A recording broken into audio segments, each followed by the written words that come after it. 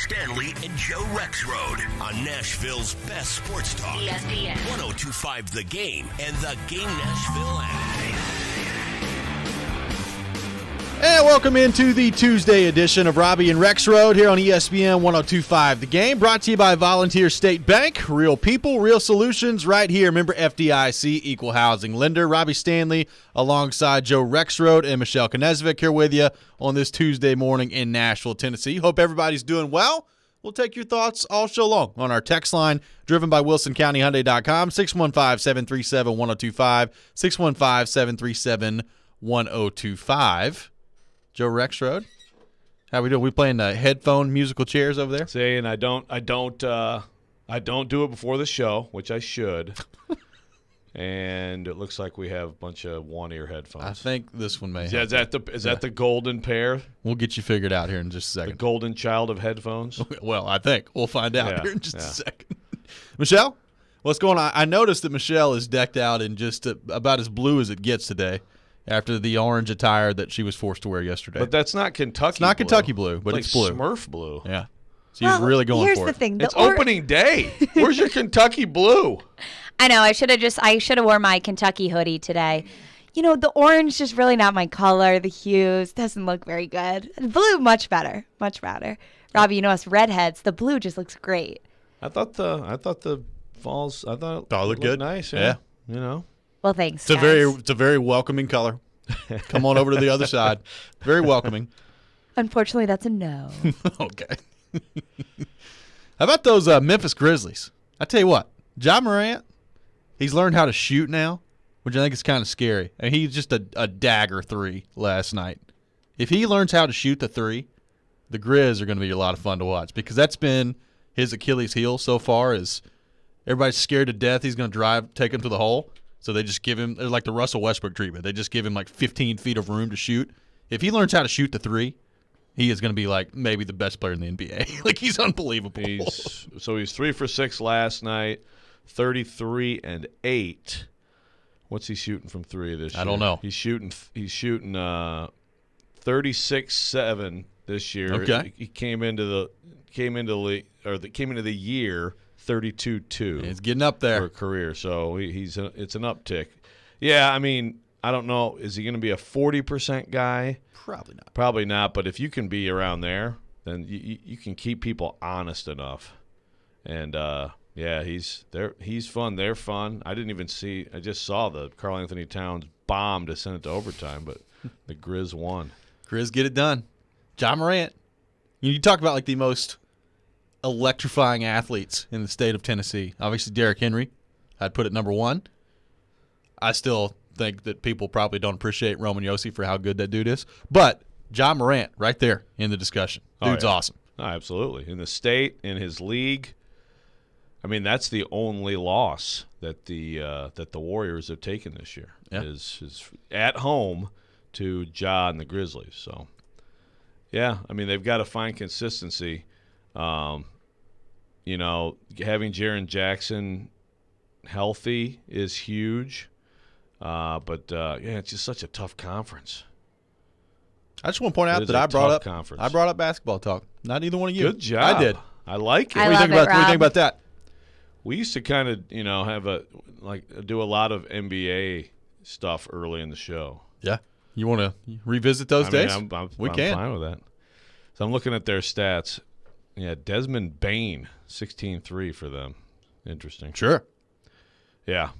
But, Jaren Jackson, 13-6. A couple blocks a game. That's a big deal for them. I still feel like they're a player away. I just don't know who that is.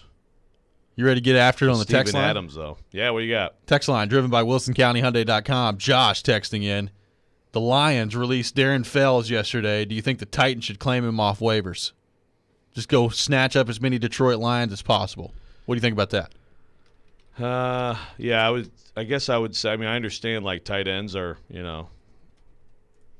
wanted in Nashville. I guess he is 35 years old. Yeah, I mean, again, if the Lions are releasing someone, then you really got to ask yourself why. Yeah. But hey, well, look, he's been coached up by Dan Campbell all year, so Talk about high-level coaching. That's true. He'd come in. And then Dan Campbell decided, he's not good enough. Well, maybe he's too good. On the line. Just trying to help him escape. Right. Let him off into the It's like a little bird, fly away. Darren Fells has 4 receptions for 43 yards in 7 games this year. Okay. So there you go. Yeah. I don't know if that's going to change the tight end picture all that much. No. I mean, look, Jeff Swaim is Jeff Swaim's playing pretty well. Apparently so. Swaim, Pruitt, not a lot from Ferkser, but yeah, the sort of waiver wire serviceable tight end. I mean, they don't need that. Zach Ertz, then we're talking about something else. And he's been pretty good since leaving Philly. Our buddy Rainey texting in, talking about the Grizz to open the show is spectacular. We like the Grizz here on the show. Yeah, only time I don't root for the Grizz is when they play my Miami Heat. That's it. That's fair. Grizz are my Western Conference team. Yeah, it's hoop season. You got what? You got the Champions Classic tonight. Big game tonight, fellas. So it's it's like the national title game apparently between Kentucky and I Duke. mean, it is. So it's Michigan State, Kansas Robby, first. I'm glad you could acknowledge that. Thank you. Yeah, so it's Michigan State, Kansas first, at 6, and then so that means that, boy, there's no way I'm staying up for all of Kentucky. So 8:30 probably? Oh, and yeah. It'll probably be like 8:45, Kentucky Duke from the Garden. Is this like a national holiday for you? Well, It's like a big day for you. I used to cover this every year. I know. So, no, it's not like a national holiday for me, no. But it's cool. It's a great event to have, good games right away, Well, yeah, but it's your thing. It's college basketball, man. Yeah. The best part, when I really get excited about college basketball, is Thanksgiving. Because everybody talks about all the football at Thanksgiving, but okay, we got sirens outside. But They're coming to get us. Yeah. But those holiday tournaments, man, incredible. That's where it gets good. Hey? Because there's a lot of bad games also that are. It'll be interesting to see the local teams this week and how they look, but there's not a lot of great games right away. Right. In fact, I don't even know who the heck did the Vols start with. No I clue. keep forgetting. I have no idea. Also, I'm sure they'll be fine. Going to be at whoever it Vanderbilt is. tomorrow night. in 24 hours, it could either be a really good morning or a not good morning. On the first game of the year. I just know. Cal acts like the first game of the year never even matters. So I know, but I know I'm going to get so much chirping, and I just don't take losing very well, guys. Oh, we've noticed. What has it been like in those NIT years then? I don't know. Well, I don't know, Joe. Find out again this year. Oh, it's Have tonight. a report coming back. By the way, the Vols play UT Martin tonight. Okay, So, there you go. There you go. Vanderbilt Vanderbilt tomorrow. Look, Kennedy Chandler. Yeah, Kennedy Chandler. They're a very interesting team. Very interesting team. A lot of talent. I don't know how good they're going to be defensively, but he's going to be fun to watch. Might be a year. A year that you watch him. Now, I'm not saying that for sure. I'm not convinced he's one and done, but he's a talent. Big day for Joe Rexrode, Michelle Knezovic here on the show. College basketball underway. Taking your thoughts on our text line, driven by WilsonCountyHyundai.com, 615-737-1025. So we talked yesterday on the show about Mike Vrabel. I said he needs to be in the conversation for Coach of the Year in the NFL. And I think it's not really hard to figure out why. They're 7-2. The injuries that this team has had to battle through to be in this position, especially this past stretch that you've just gone on. Mike Vrabel, I think, has done a heck of a job so far this season. What has impressed you the most about the way that Vrabel has handled this year, handled this group, navigating through all the different things that this team has had to navigate through? What has been the most impressive thing about Mike Vrabel? Do you think that Mike Vrabel has changed at all as a head coach since he first came into the league? Those are good questions. I don't have great answers. Most impressive, it's – I just think, that it's a pretty consistent thing. One is obviously rising up when people expect them to someone tweeted me yesterday, was like, I don't bet other than I just bet on the Titans when they're underdogs. It's incredibly lucrative, It's been kind of unbelievable how good they've been in that role. Yeah. So that's been kind of consistent. Also, part of that has been that they sometimes don't play well against bad teams, but I guess I've just been most impressed with, the overall toughness of the team. And I think while you have to credit the guys who are on the field largely for that, I still think that goes back to him too. As far as him changing, I don't know. I don't know in terms of the coaching. I think like outwardly maybe a little bit. I mean, if you go back to the beginning, he's probably a lot more comfortable in some of these. I don't think loves a lot of these situations, but it's probably more comfortable for him. Sure. But I think he's been pretty consistent. You go back to his second game in that game that they had no business winning. I mean, John McClain that day, who's covered the NFL since like 1976, was like, that might be the best coached NFL game I've ever seen. Yeah. So I mean that's game 2. So I think you always saw it. You've seen a lot of things. You also have seen, I guess, a couple years ago in particular, there was like a stretch of late decisions that went wrong. Some of them, maybe are more second guess just because they didn't work out. Some of them, though, I don't think were good decisions. I can't remember the last time something like that came up.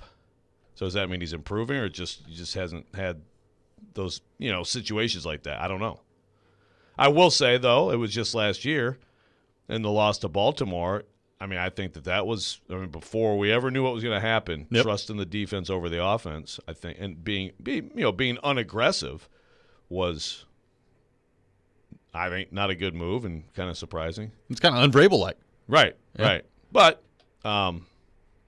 again, they're 27-12 in their last 39 games since he made the switch to Tannehill. So I haven't gone through everything, but I bet you there's very few teams that are right there with them. I would say you're probably right on that front. We're off and running today here on Robby and Rexrode, taking your thoughts on our text line on the Titans, driven by WilsonCountyHyundai.com, 615-737-1025, 615-737-1025. We'll continue the discussion on Mike Vrabel coming up next, including a couple interesting thoughts already on the text line. We'll get to those coming up on the other side. Make sure you tune in every Tuesday, and you can turn it into payday with TNT Tuesdays on FanDuel Sportsbook. And it doesn't matter if you win or lose. FanDuel is giving all customers $10 back every single Tuesday. Just bet a $10 or more same-game parlay on any NBA on TNT game. And you got the 76ers and the Bucks tonight. Bucks having a little bit of a championship hangover so far, so give me the Sixers in this game. Give me Joel Embiid on the over in this game as well, too. But you take it any way you want to take it. Offers like this are why I love betting basketball on FanDuel Sportsbook. The money line, the point spread, the rebounds, the player point total, assists, everything is on the table. And win or lose, you're guaranteed to get $10 added to your account. They've got great live betting options as well. So if you're new to FanDuel, sign up with promo code ROB to get your first bet risk-free up to $1,000 and make every moment more this NBA season. Once again, that promo code is ROB, exclusively on the FanDuel Sportsbook app. Must be 21 or older and present in Tennessee. Bonus issued is non-withdrawable site credit that expires in 7 days. A max bonus of $10. Restrictions apply. See terms at sportsbook.fanduel.com. Got a gambling problem? Call the Tennessee Red Line at 1-800-889-9789. Hey, it's Jared Stillman. Guys, are you tired of feeling old? You know that feeling. You don't have any energy. You're gaining pounds. Well, guess what? My friends at Invigorate Health are the ones to help you. They don't just focus on one area of the aging body. They take care of all of it with so many different therapies that can restore your vitality and are designed with you specifically in mind. So give them a try. Invigorate Health if you want to feel young again. Out in Mount Juliet at 615-288-4777 or invigoratehealthtn.com. Here's exciting news from Genesis Diamonds, just in time for the holidays. We've just introduced our all-new luxury pre-owned Rolex collection, the largest and best selection of luxury pre-owned Rolex timepieces in Middle Tennessee. Hard to find, very sought-after timepieces. Over the past few months, we've scoured the country to find the best, most pristine, hard-to-get luxury pre-owned Rolexes, Submariners, Hulks, Batmans, Daytonas, Pepsis, and more. And next weekend, November 19th, 20th, and 21st, Genesis Diamonds is hosting our first ever exclusive luxury pre-owned Rolex event. Your chance to get the luxury pre-owned Rolex of your dreams with special financing. Imagine a pre-owned Air King for just $199 a month, or an extremely rare two-tone Daytona for less than $460 a month. Also for this event, our Rolex buyers are on site offering top dollar for your pre-owned Rolex. Come see Genesis all-new selection of certified luxury pre-owned Rolex watches November 19th, 20th, and 21st. Genesis Diamonds, your new home for luxury pre-owned Rolexes. With Fundbox, you can stop waiting and start doing. If your small business needs funds to grow, the time is now. Fundbox offers fast, easy access to small business funding up to $150,000. So hire that new employee, launch that campaign, buy that piece of equipment. Apply in minutes at fundbox.com, and you could get funding as soon as the next business day. Fundbox. Ready, set, grow. Credit line amounts, rates, and terms are based on creditworthiness and subject to change. Additional documentation may be required. If you've missed any of today's show, just search Robby and Rexrode on Apple, Spotify, or your favorite podcast platform. Do you want to win a pair of tickets to see the Nashville Predators take on the Anaheim Ducks at Bridgestone Arena on Monday, November 22nd? Well, head on over to YouTube and subscribe to the 1025 The Game YouTube page, and you'll enter for your chance to see the Preds take on the Ducks live. Once you subscribe, email us at promotions@cromwellmedia.com with your YouTube handle. One winner will be chosen on Monday, November the 15th. Welcome back in, Robby and Rexrode here on ESPN 1025 The Game, brought to you by Volunteer State Bank, conveniently serving Middle Tennessee with 13 locations. Member FDIC, equal housing lender. Taking your thoughts on our text line, driven by WilsonCountyHyundai.com, 615-737-1025. Got a texture that says, Vrabel will never get Coach of the Year, just like Henry will never get MVP. It's just the way it is. Wow, that's a downer take. I don't know if I agree with that. I mean, I don't know that there's any reason why Vrabel wouldn't get Coach of the Year. Well, he may not necessarily be the leader right now. Is that the Titans playing Nashville and people ignore the Titans kind of sentiment? Kind of sounds like it. I mean, Henry's having a long climb to an MVP is about his position, right? More than anything. Did Jeff Fisher ever win Coach of the Year? That's a good question. I'd have to go look that up. Like in '99, I mean, he was here possibly for 17 years. So right. I mean, for most of them, no. But like in '99, did Jeff Fisher win Coach of the Year? I'm gonna look it up. I will say in '99, may have gone to Coughlin and those pesky Jaguars, 14-2. That's true. And also that year was Dick Vermeil, and the Rams were kind of good. That's who it was. That was Vermeil. Dick Vermeil. But, you know, if you want to go through markets, there's plenty of different markets represented in the, Bruce Arians with the Cardinals, and you got Ron Rivera with the Panthers. I mean, I think saying Vrabel could never win Coach of the Year, that's totally different than the idea of Henry winning MVP. There's a roadblock in the way for Henry automatically. If the Cardinals fall off at all and like the Titans get the 1 seed, then I think he's the clear favorite. Yeah. Although a lot of Brandon Staley love yesterday too. He's done a good job. He's done a good job, yeah. And so, like, if they have a great finish and they win that division, then – but if the Titans are the 1 seed, and that means that they got a lot of wins after losing Derrick Henry, I think it'll actually be kind of a slam dunk. Losing Henry, which no one wants, of course – it actually helps you. It helps them quite a bit, yes, if they win. He texts back in and says, I feel like the NFL is like the Titans' ex-girlfriend. That's what the relationship feels like. The NFL pissed off maybe that they moved from Houston to a smaller market. I don't know. I don't think so. My gosh, really? Those toxic relationships. Talk this out, man. Dude, this stuff happens all over the league. Yeah. No one's mad at anybody. Yeah. I think they're fine. There is this incredible, like, the league's against us, the media's against us thing. I know, like, the announcers hate my team. That's universal in sports. Yes, it is. But, no, I mean, there's not some, like, anti-Titans thing in the NFL. It just doesn't make sense. I don't think you have to worry about that. Now, look, I will say, there's a lot of talk yesterday about how Al Michaels and Chris Collinsworth seemed a little bit unprepared on the Titans. It wasn't great from Al Michaels and Chris Collinsworth. But, look, I don't know that that's beyond aired or whatever Michael said. Yeah, I mean, they didn't spend a whole lot of time talking about the Titans. It's fine. Yeah, okay. It is what it is. But I think I don't perceive that there's some just big old bias around the league. Says, you know what? The other 31 teams we like. The Titans, get them out. Yeah, I mean, again, like how many franchises have moved since that long ago? Yeah. I mean, you got a lawsuit right now, St. Louis. I mean, like, you know, that was ancient history, man. Liam texting in, do you think this Titan tough mentality that Vrabel and J-Rob seem to be cultivating, where our guys want to be both the hammer and the anvil, is contributing to the injury issues we are experiencing? No. Like a lot of the injuries are just kind of freak things, either hamstring, soft tissue injuries, or, Henry broke his foot on a handoff. Running. Yeah. Yeah, like I don't see the Titans getting hurt left and right because they're just battering people. Like, I think that, yeah, they are a physical team. So they're probably, I think especially offensively when they have Derrick Henry, that they'd probably play a more physical brand of football on that side of the ball than most teams. But I just haven't seen that. That really isn't a factor, right, in most of the injuries.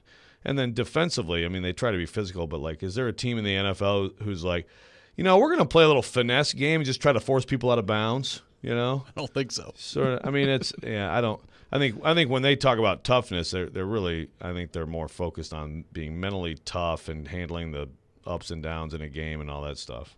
Got another text that says, I agree the national media does not report on the Titans anywhere near the amount of time they do the other teams.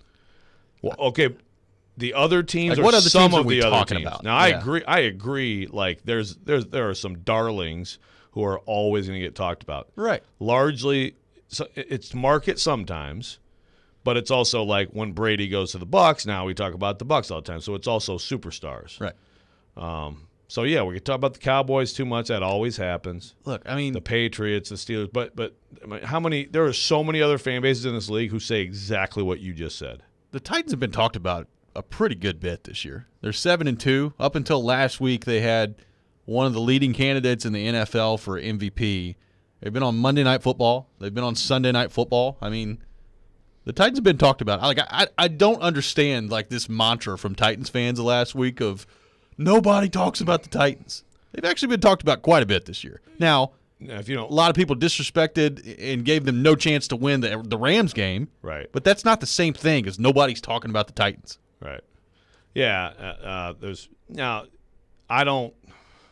I mean, I guess like, what are we talking about? We're talking about, like, Get Up and First Take and all that stuff. I don't watch. I mean, basically, also, who cares? Yeah, but my familiar, like, those shows are on in here, so, like, I kind of have an idea.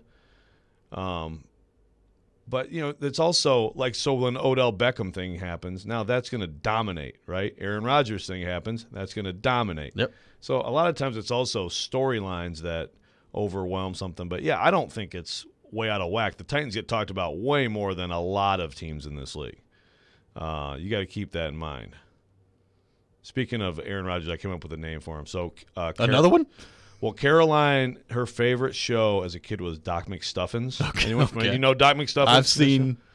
I know of it. She went as Doc McStuffins for Halloween. Very nice. So, with that in mind, I think Aaron Rodgers now can be called Doc McLovins. How about that? Doc McLovins? We combine them together. All Doc right. McLovins. Hey. He's a medical expert with a fake ID. Yes. Okay. There you go. Also, there's someone we talk about more there you go. than the Titans. I also would really enjoy it if he were back playing quarterback on Sunday coming up. It would be very nice. He probably will be, right? As long as I would assume so. As long as he passes all the tests. Between all that and the, like, Russell Wilson, the hype videos coming out, like, apparently Russell Wilson has, like, overcome the most incredible injury of all time to his finger and is now available to play coming up on Sunday. And you would think that, I mean, some of the videos coming out that he's put together or his team has put together, it's like, it's unbelievable. Is it like Rocky, yeah, like working out for Drago? Yeah, I was like, what's going on here? You've been out for like 5 weeks. You injured your finger. It's not like you're broke both your legs coming up out there to play. Like video of him. He is such like, a nerd. With the finger, like, he is such a nerd. It's unbelievable. Russell Wilson. Yes, my gosh. I'll have to check these out. Let's go back to the text line driven by WilsonCountyHyundai.com. Joseph texting in.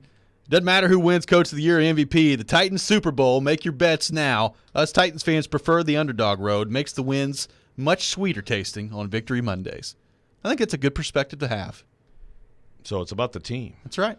Yeah. I've heard a lot of Super Bowl talk. Hey. The last few days. Hey, we're 9 games in. They're the number 1 team in the AFC right now. It's not crazy. No. Still a long way to go. Long way to go. Not crazy. Weird conference. I don't know who's great in this conference. I still think the Bills are good, but boy. There's the Jags. That's a tough one. Let's go back to the text line. Got a text that says, do you guys think Henry's absence will eventually cause the Titans to take a similar path to the Steelers of last season, starting off strong and then struggling on the back end of the season? My quick answer is no, because I look at the Titans schedule and say, you still got the Texans twice, you got the Jags another time, you got the Miami Dolphins and the Niners. I think they're going to be okay. Right. There's 5 games that definitely they're going to be favored, and probably favored by quite a bit, and they should win those 5. I mean, I think that they should beat the Saints Sunday. I mean, Trevor Siemian is coming here for a revenge game. Trevor Siemian couldn't beat Logan Woodside to be the Titans' number 2 quarterback.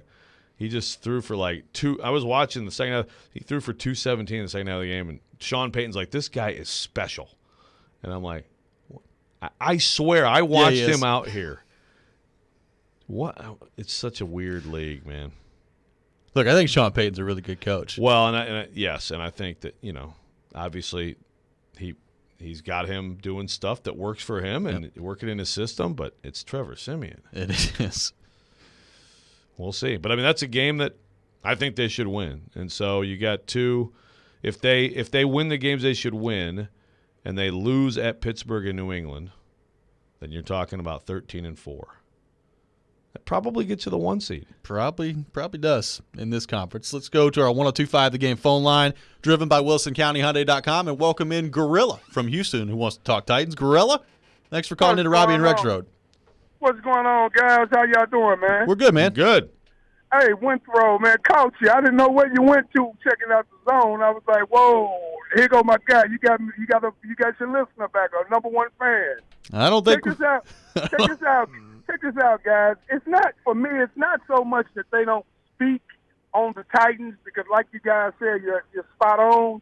They like the NFL darlings and storylines. I think my biggest issue with the national media is when they start to try to put us in this small market box. We're not Houston, Texas. We're not Chicago or New York. But, guys, we are beating Cleveland. We are right there with Charlotte. Cincinnati. I mean, Kansas City. Come on now. Nashville is not quite as small of a market as they say we are. Television-wise, on Sunday, the whole state gets the CBS feed, Tennessee Titans, whether they want to watch it or not. So I really hate to hear the national media play us out like we're just some little small hick town, because Nashville is not that, guys. I'm sorry. I mean, Houston. It's not Houston, but it's real. It's close to Dallas if you take Fort Worth out. Hey, I'll listen offline, man, and you guys have a blessed day. Thanks, man. Appreciate you.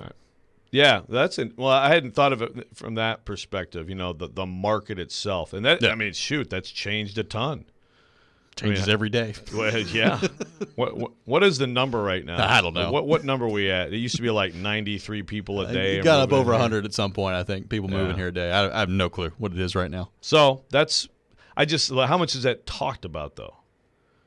I mean, maybe it's a consideration, in various things. But I still think that market for this stuff is less important than fan base. Agreed. So, for example, Green Bay, Wisconsin is it's the smallest market in the NFL. I mean, I've gotten some good cheese curds there, but there's like 4 restaurants. Yes. Nice gas station. Yeah. I mean, it's a nice, the Brett Favre Steakhouse, very nice.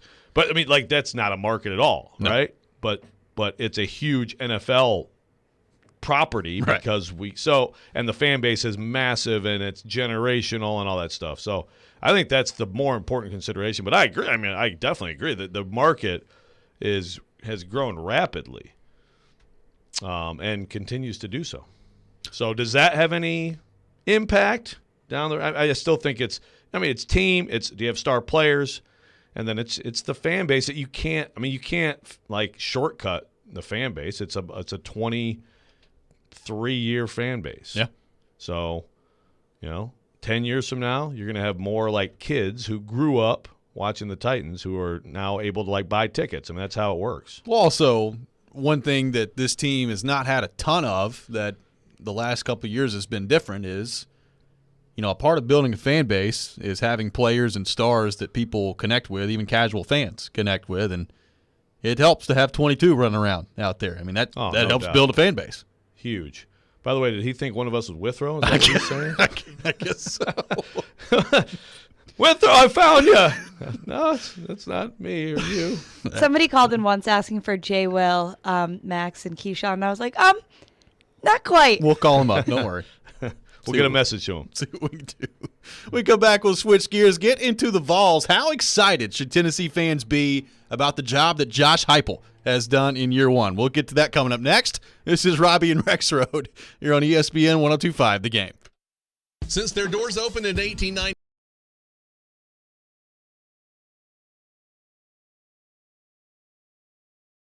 the talent of their loan officers, and their access to hundreds of mortgage products at the industry's best pricing. Bank of England Mortgage has 3 Middle Tennessee locations ready to serve you. Go to BOE1214.com or call 615-823-1215. Bank of England Mortgage is a division of Bank of England Mortgage. Equal housing lender, member FDIC, NMLS 418-481.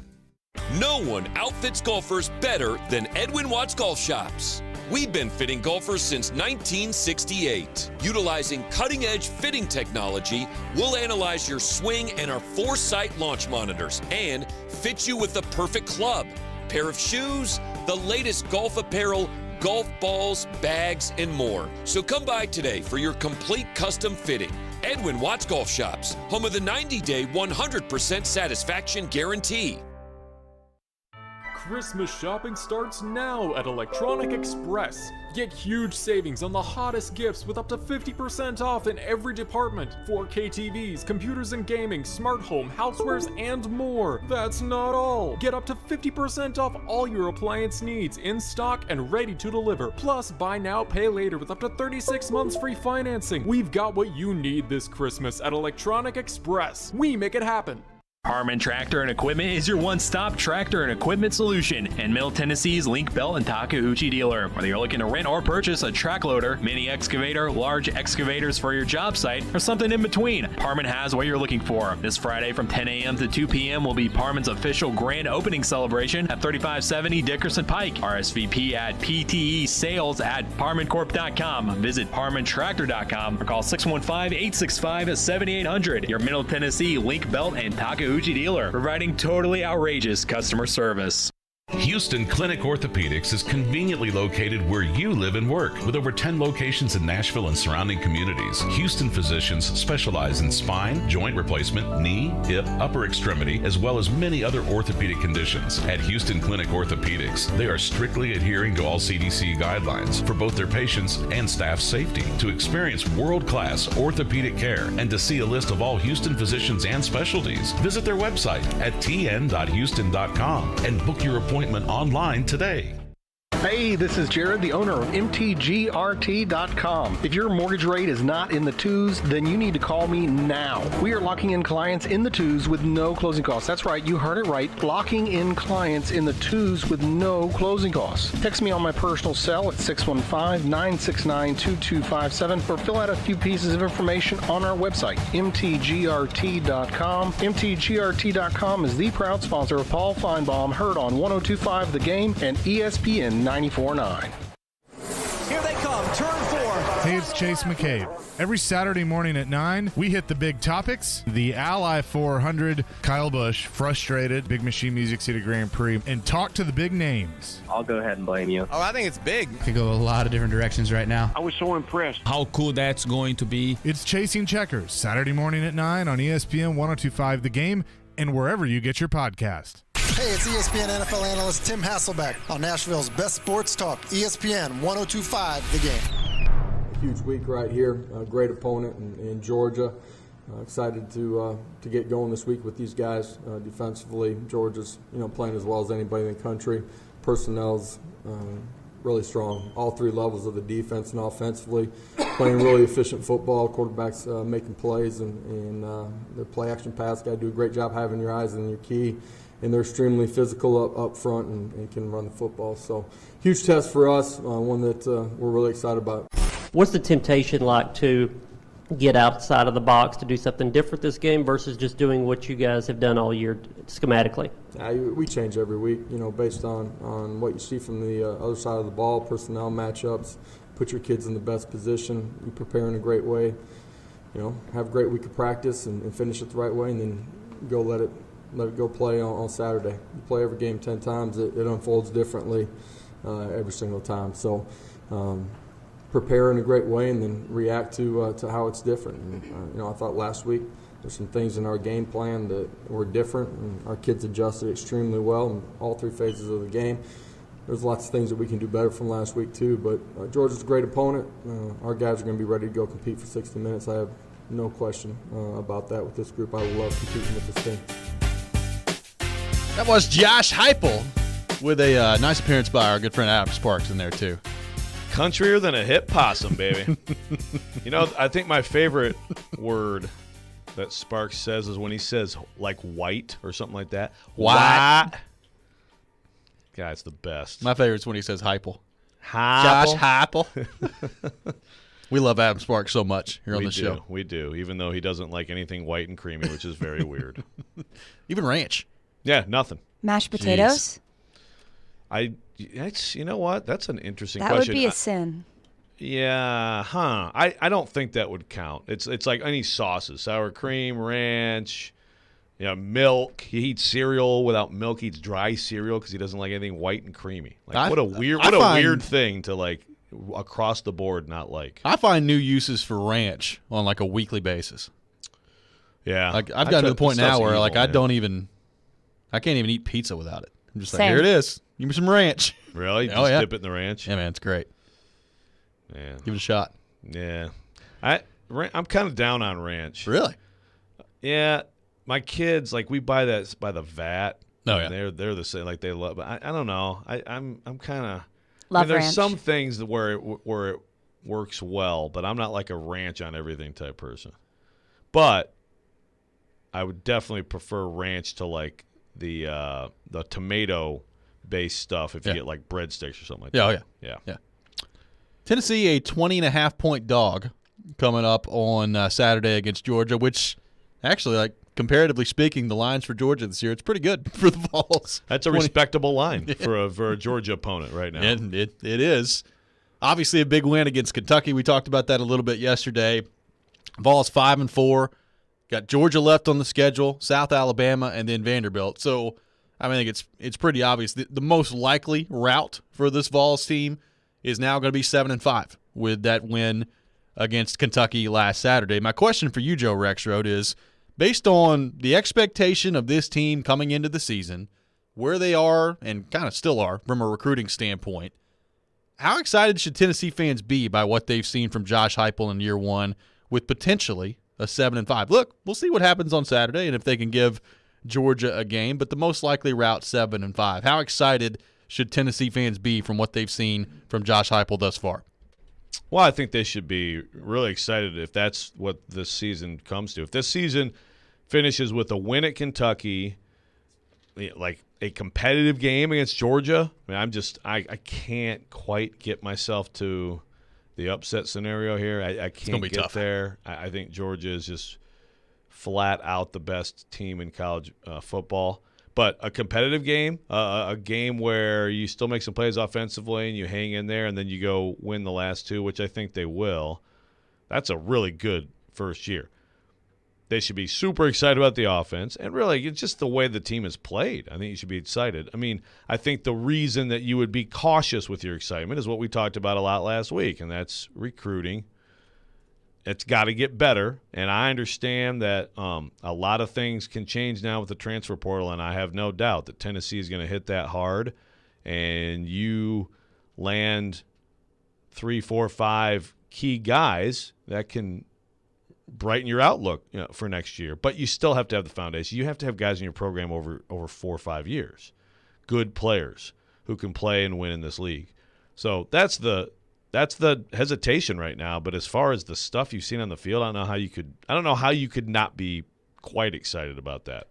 Well, I guess the most exciting part is this is the best quarterback play by far that they have gotten since Josh Dobbs, and it's not close. I mean, this is really good what they've gotten from Hendon Hooker. And, Hendon Hooker, he was a good player at Virginia Tech. It was not this, though. No. This is a completely different level out of Hendon Hooker, and obviously he deserves credit for that. I think he's obviously gotten better as a player, but that's pretty exciting about Josh Heupel. We've talked about this for a long time.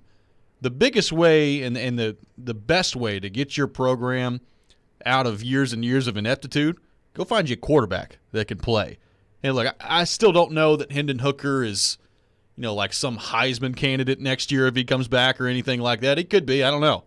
But if this is what, Josh Heupel's offense is going to be in terms of really highlighting the skill set of your quarterback and being able to develop a quarterback, that's pretty exciting for Tennessee fans as they move forward here. Now, I know some people hear that and they say, okay, well, what about Joe Milton? Why can't he get any better? That's a fair question. But Hendon Hooker has been awesome so far, and I'd expect at this point he's coming back next year. I think there's a lot to be excited about there if you're a Tennessee fan.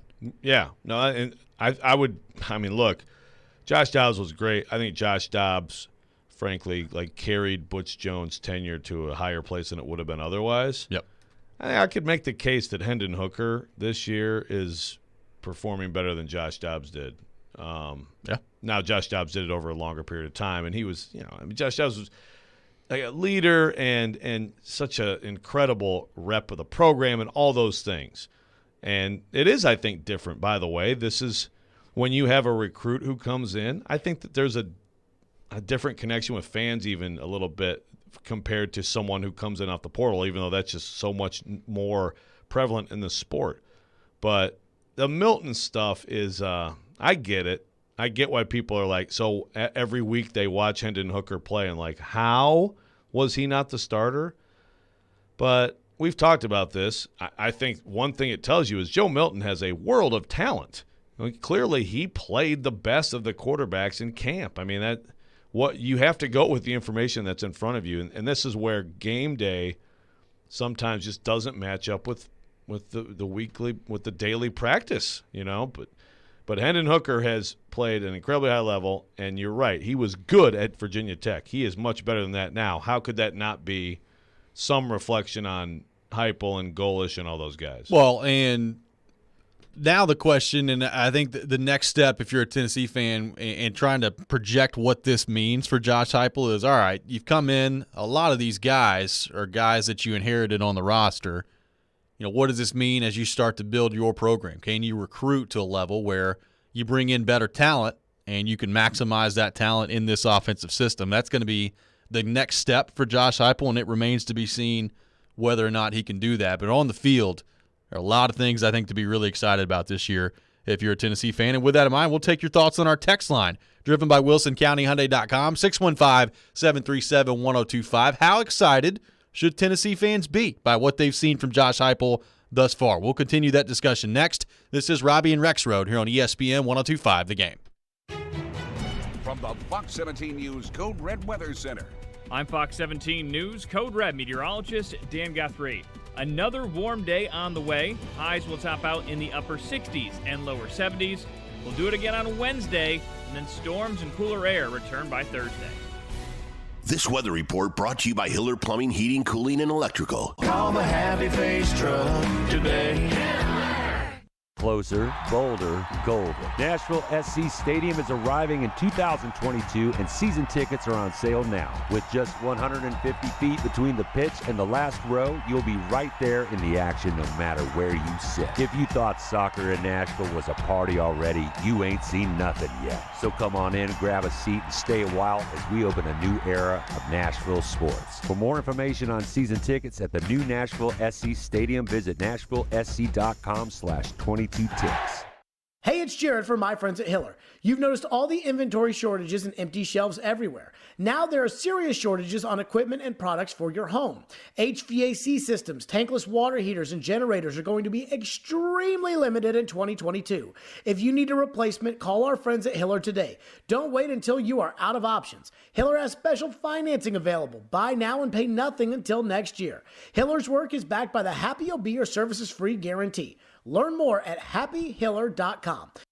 Hey, it's Jared for Boll & Branch. It's gift giving time, and I hope you're ready to get your loved ones the quality of a great night's sleep. We spend 1/3 of our lives in bed, so pure organic cotton sheets from Boll & Branch make a truly special gift. Boll & Branch has fantastic sheets that are comfortable and of a great quality, and it's all at a fair price. I know this because I have Boll & Branch sheets, and I absolutely love every single night's sleep I get. Boll & Branch has the most comfortable cotton organic sheets on the market. Husband and wife team Scott and Missy Tannen founded Boll & Branch to create a new standard of bedding by doing things the right way and not the easy way. So get those signature hem sheets for your loved one and give that great gift of comfort. Treat yourself and your loved ones to the new standard in bedding from Boll & Branch. Their gifts come wrapped and ready in their special holiday packaging. Order by December 19th for guaranteed delivery by Christmas. Get 20% off your first set of sheets with promo code Jared at bollandbranch.com. That's BOLL and branch.com, promo code Jared. See site for details. Exclusions may apply.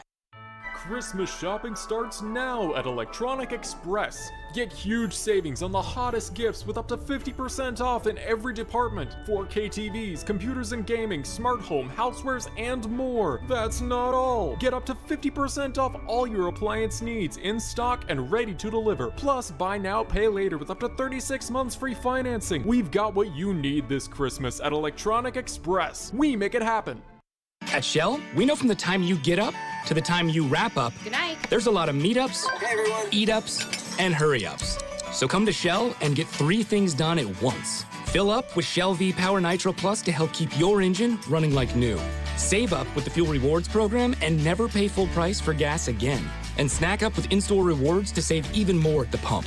Make the most of the stop you need to make with Shell and engines that continuously use Shell V-Power Nitro Plus Premium Gasoline. See full terms and conditions at fuelrewards.com.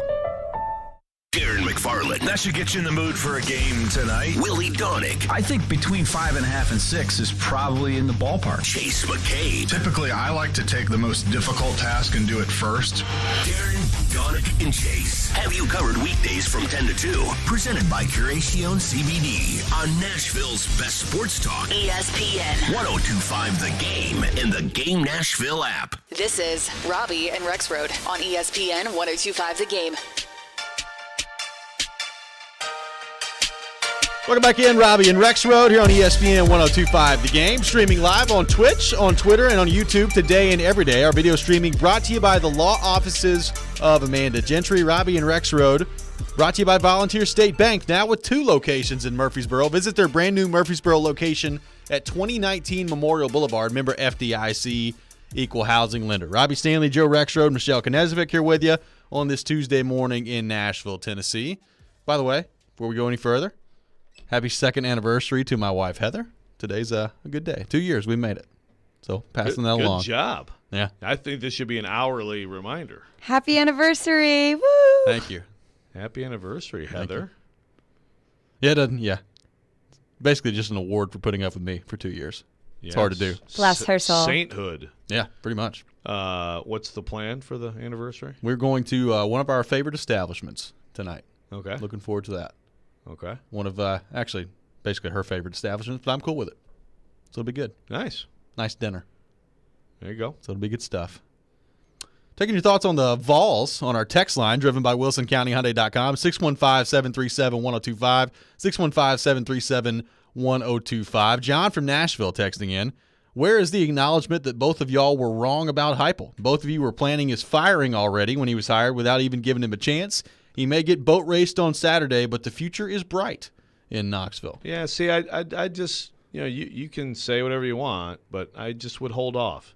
I would hold off on, on planning the trips to Atlanta. I mean, and that's what we were talking about that day, and the entire early part of the hire. I mean, I didn't like the hire. Do I like it better now? Yes. Yep. Do I think that things are headed all the way back to where Tennessee fans want them? I have nothing. I have no reason right now to believe that. I mean, I'm not saying that they can't happen under him, but when you say the future is bright, we just talked about the bottom line in this league, especially of what the future is getting players. So I think he's a tremendous offensive coach. We can see that. I think he'd be for a head coach who wants to play this style of offense, he would be a fantastic OC. Yep. I think he's his personality. It's very refreshing to see someone who's just not out there with just wacky stuff like just. He's like a normal human being. Yeah, I mean, he's got some balance to him, and he's a likable person as the Tennessee head football coach. So that's refreshing. So there's a lot to like, but he's up on and proclamations. There were a lot of proclamations under Jeremy Pruitt too at various points, like when he beat Kentucky in 2018. Or we're going to take a bite out of some butts, and here's a big extension for you just a year ago. And I did not hear a lot of Tennessee fans complain about that. Balls are back. Yeah, I mean, just let it play out. It would be really fun and impressive to see him get this turned back to where Tennessee should be, but it's still a long way away. I will say this. This has gone better with Heupel this year than I thought possible. It has. It's gone better with him so far than I would have thought heading in with this roster, with the way things ended last year. So, look, he deserves a lot of credit for that. I'll say this is also. We talked heading into the season about how bad this defense could be. Yeah. And, I know they just gave up 42 points the other day, so it's not some great defense by any stretch of the imagination. But they play their butts off, and they've played their butts off all year, and they don't have a lot of depth. And I think a lot of guys have played better maybe than even they actually are. So I think coaching deserves a lot of credit for that. So no question. There's a lot of great things that Josh Heupel has done this year. The big question and the big thing we talked about on the day he got hired was the recruiting at UCF was going the other way, and it was not looking good. You look at Tennessee's recruiting right now, it's not good. It's not looking good. So that's still, at the end of the day, as happy as you are with Josh Heupel this year, I think if you're a Tennessee fan, which you should be, the name of the game is going to be, can you recruit? And can you bring guys in that allow you to compete eventually with the Floridas and Georgias and Alabamas of the world, consistently beating the Kentuckys and South Carolinas and Missouris of the world. Like, you feel great about, the X's and O's that he brings to the table, but that's the next step. So, look, largely really encouraged by what you've seen out of Josh Heupel. It's way too early for, I think, anyone to say, you know what, this guy he's the one that's getting him back to Atlanta. Yeah. I mean, look, he's going to get plenty of time, and you have to have that. You have to have the stability. Agreed. So, no, I didn't like the choice. I don't think you liked the choice on the day that it happened. But he's got to have time, and this year I think is establishing that he's going to get, I think I agree with you. It is better. I don't know if this is wildly better. I think going into the year, what do we say? 6-6 or 7-5 would be a good year, right? Yeah, but just the way things have looked have been better. Yeah, even the Ole Miss game, that's a game going in, you're like, that could get ugly. Yep. Well, they were one play away from winning. The Alabama game, the final score is always going to be what the final score was, but we saw that game. That was impressive. They were there. Of course, I also just saw LSU should have beaten Alabama, so who knows? But still, no, overall, I agree. The football being played by this team has been really good and is a reflection of good coaching. So that's great. And I do think the transfer portal can be your friend and can make up to some extent for recruiting, but over time, you have to recruit at a higher level than they have.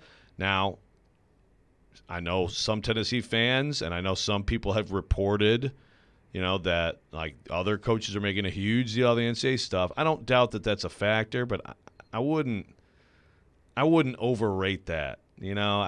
Because anybody who can reasonably look at this situation knows they're not going to get crippled as a program over many years by this thing. They're going to get something.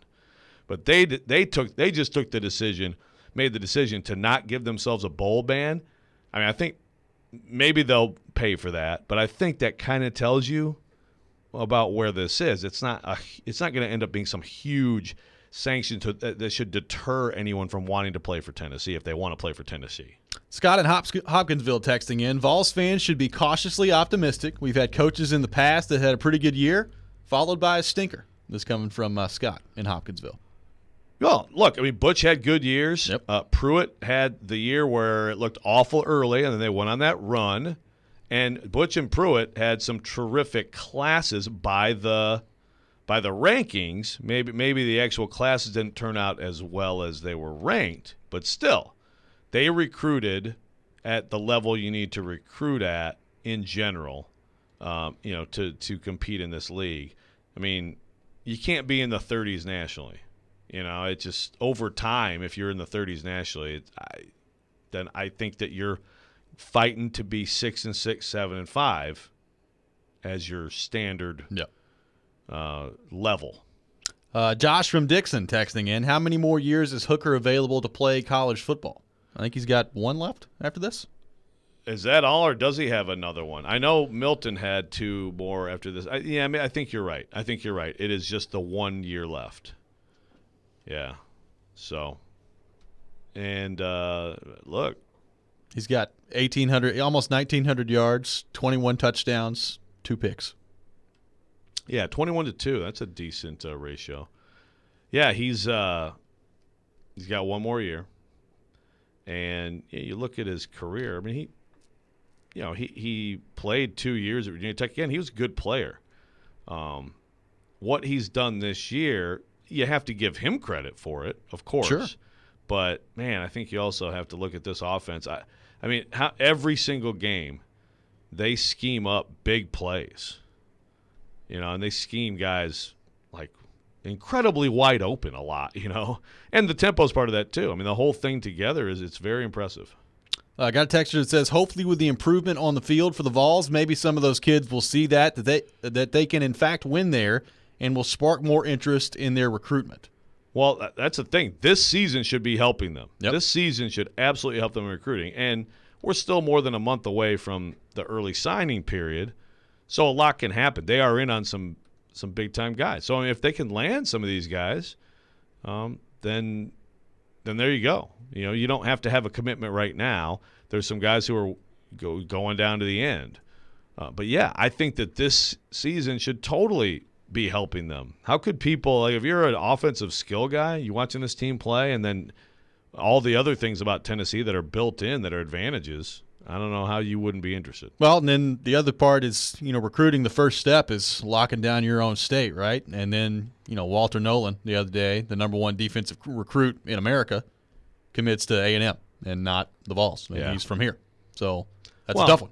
Right, and that was one of the guys that they, have chased, and it's tough. A 5-star guy from Powell.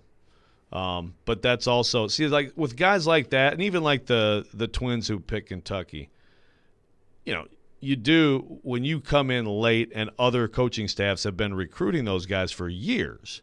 That's hard, I mean, it's hard to ultimately win those battles.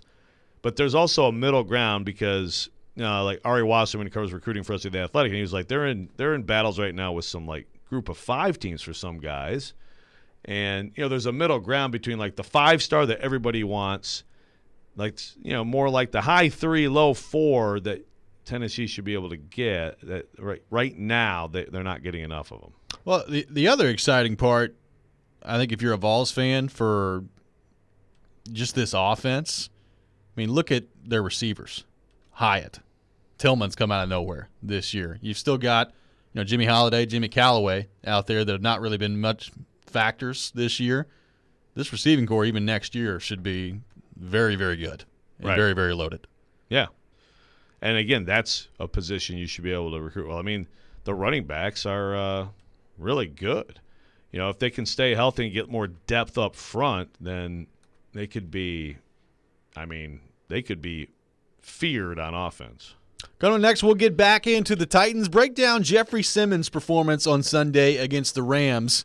Was that a career-changing game for Jeffrey Simmons? We'll tell you what we mean by that coming up next. This is Robby and Rexrode here on ESPN 102.5 The Game.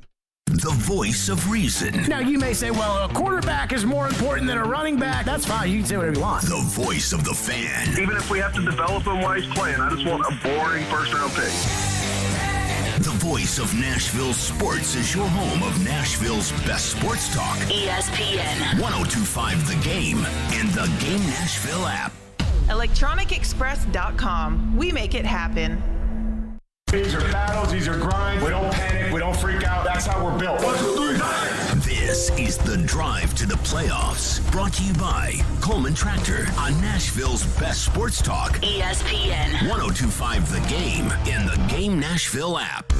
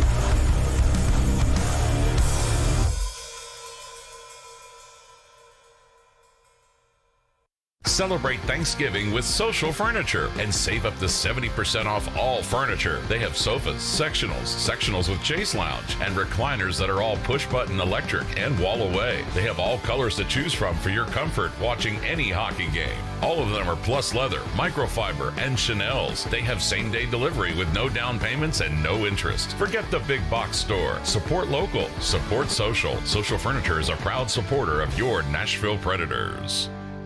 Treating erectile dysfunction with acoustic wave therapy has been getting a lot of attention lately. But you should know that some are promising results we just haven't seen and charging a lot of money for the treatments as well. This is Kim for the Tennessee Men's Clinic, and if you're looking at acoustic wave therapy or any option to help your ED, you really should call us first. Unlike wave therapy only clinics, the Tennessee Men's Clinic wave therapy protocols do use acoustic wave technology, but we also often combine it with other treatments that can give most of our patients far higher satisfaction rates. There is no surgery nor any type of invasive procedure required. And even better, depending on your treatment strategy and with our urologist and provider's guidance, you can likely have sex the day after your appointment. We even have other treatments that can help you last up to an hour. Plus, for a limited time, we're waiving our normal appointment charge, which includes a PSA and T test, and offering a free ultrasound, altogether nearly a $400 value for free. So make an appointment today. Call 615-208-9090 or go to TennesseeMen'sClinic.com. Visit our website to learn more, including side effects, treatments, extra results vary. These are battles, these are grinds. We don't panic, we don't freak out. That's how we're built. 1, 2, 3, 9. This is the drive to the playoffs. Brought to you by Coleman Tractor on Nashville's best sports talk. ESPN 102.5 The Game and the Game Nashville app.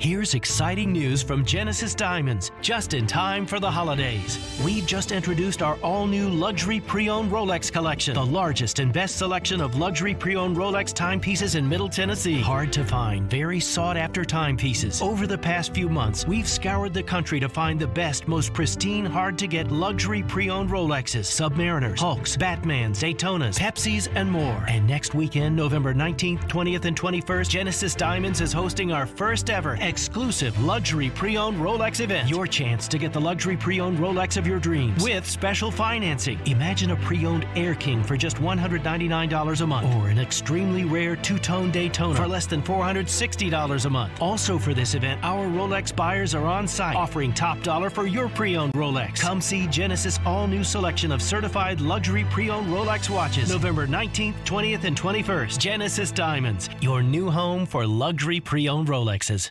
Nashville's best sports talk, locally owned, home of our Nashville Predators. WPRT-FM Pegram, 97.5 Murfreesboro, WBUZ HD2 Laverne, online at thegamenashville.com.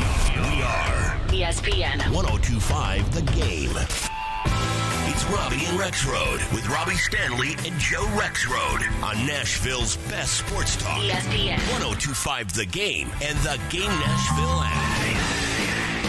Welcome back in. Hour number 2 of Robby and Rexrode here on ESPN 102.5 The Game. Brought to you by Volunteer State Bank. Real people, real solutions right here. Remember FDIC, equal housing lender. Robby Stanley, Joe Rexrode, Michelle Knezovic here with you on this Tuesday morning in Nashville, Tennessee. Taking your thoughts on our text line, driven by WilsonCountyHyundai.com, 615-737-1025, 615-737-1025. Got a Titans buy or sell edition coming up at 7:30. Looking forward to that. Going to be joined by former Titans linebacker Keith Bullock to begin the 8 o'clock hour. So looking forward to getting Keith's thoughts on what he's seen out of the 7-2 Titans thus far, including Joe Rexrode.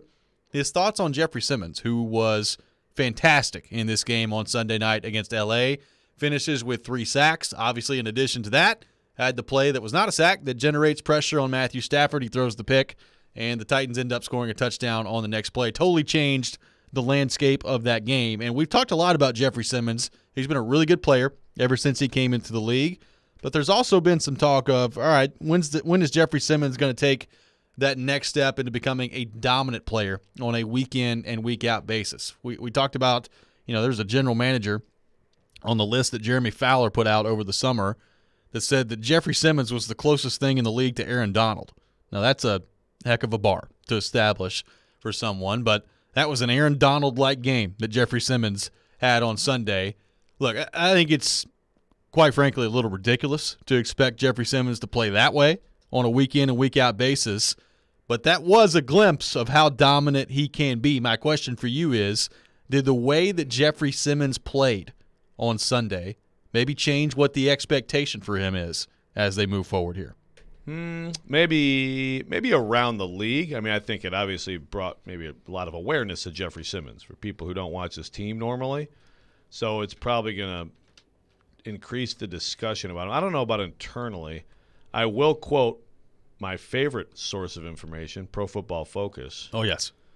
Now, here's where Pro Football Focus is fine. Now, the grades are just idiotic. By the way, Glennon has gone to this thing now where he, teases you. I saw it. Ryan Tannehill, whoever else, and click on this to read who has the best Pro Football Focus grades. I think the grading is incredibly stupid. However, they can count things. They can count pressures. They can count, they can count up DBs and what they give up. And stuff like that is useful. So, Pro Football Focus, I have no reason to doubt stuff like this. They say Jeffrey Simmons leads all defensive tackles in the NFL with 42 pressures this year.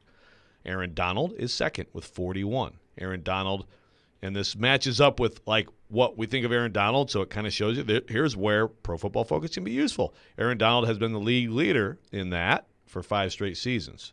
So that matches up to Aaron Donald being dominant, also matches up to maybe it doesn't match up. Maybe exceeds what you thought Jeffrey Simmons was doing this year. Yeah. Because last night, 3 sack, that's his signature moment in the NFL, without question. But, he's been pretty good this year. It probably hasn't made as many plays in some games as he would have liked, as he has said. But he's right in the middle of a lot of this rejuvenated pass rush. So I do think that you see – look, Vrabel – I know every coach, not every coach uses the term, but every coach believes in things being process-oriented. And Vrabel, maybe more than others, that's all he talks about is technique. You can get better. Danico Autry, you've been in the league, you've made a lot of plays. Well, this, and this can still get better. Yeah. And he said the other day, or he said yesterday, I guess. That they're seeing that. They're seeing the benefits of some of the little tweaks on some of the coaching. And the same thing with Jeffrey Simmons. You can always get better. So much of it is just little adjustments in that moment when you're trying to beat a blocker. Do you have a counter move? You got leverage, how you're reading a blocker. It's a lot of stuff that goes into just each snap.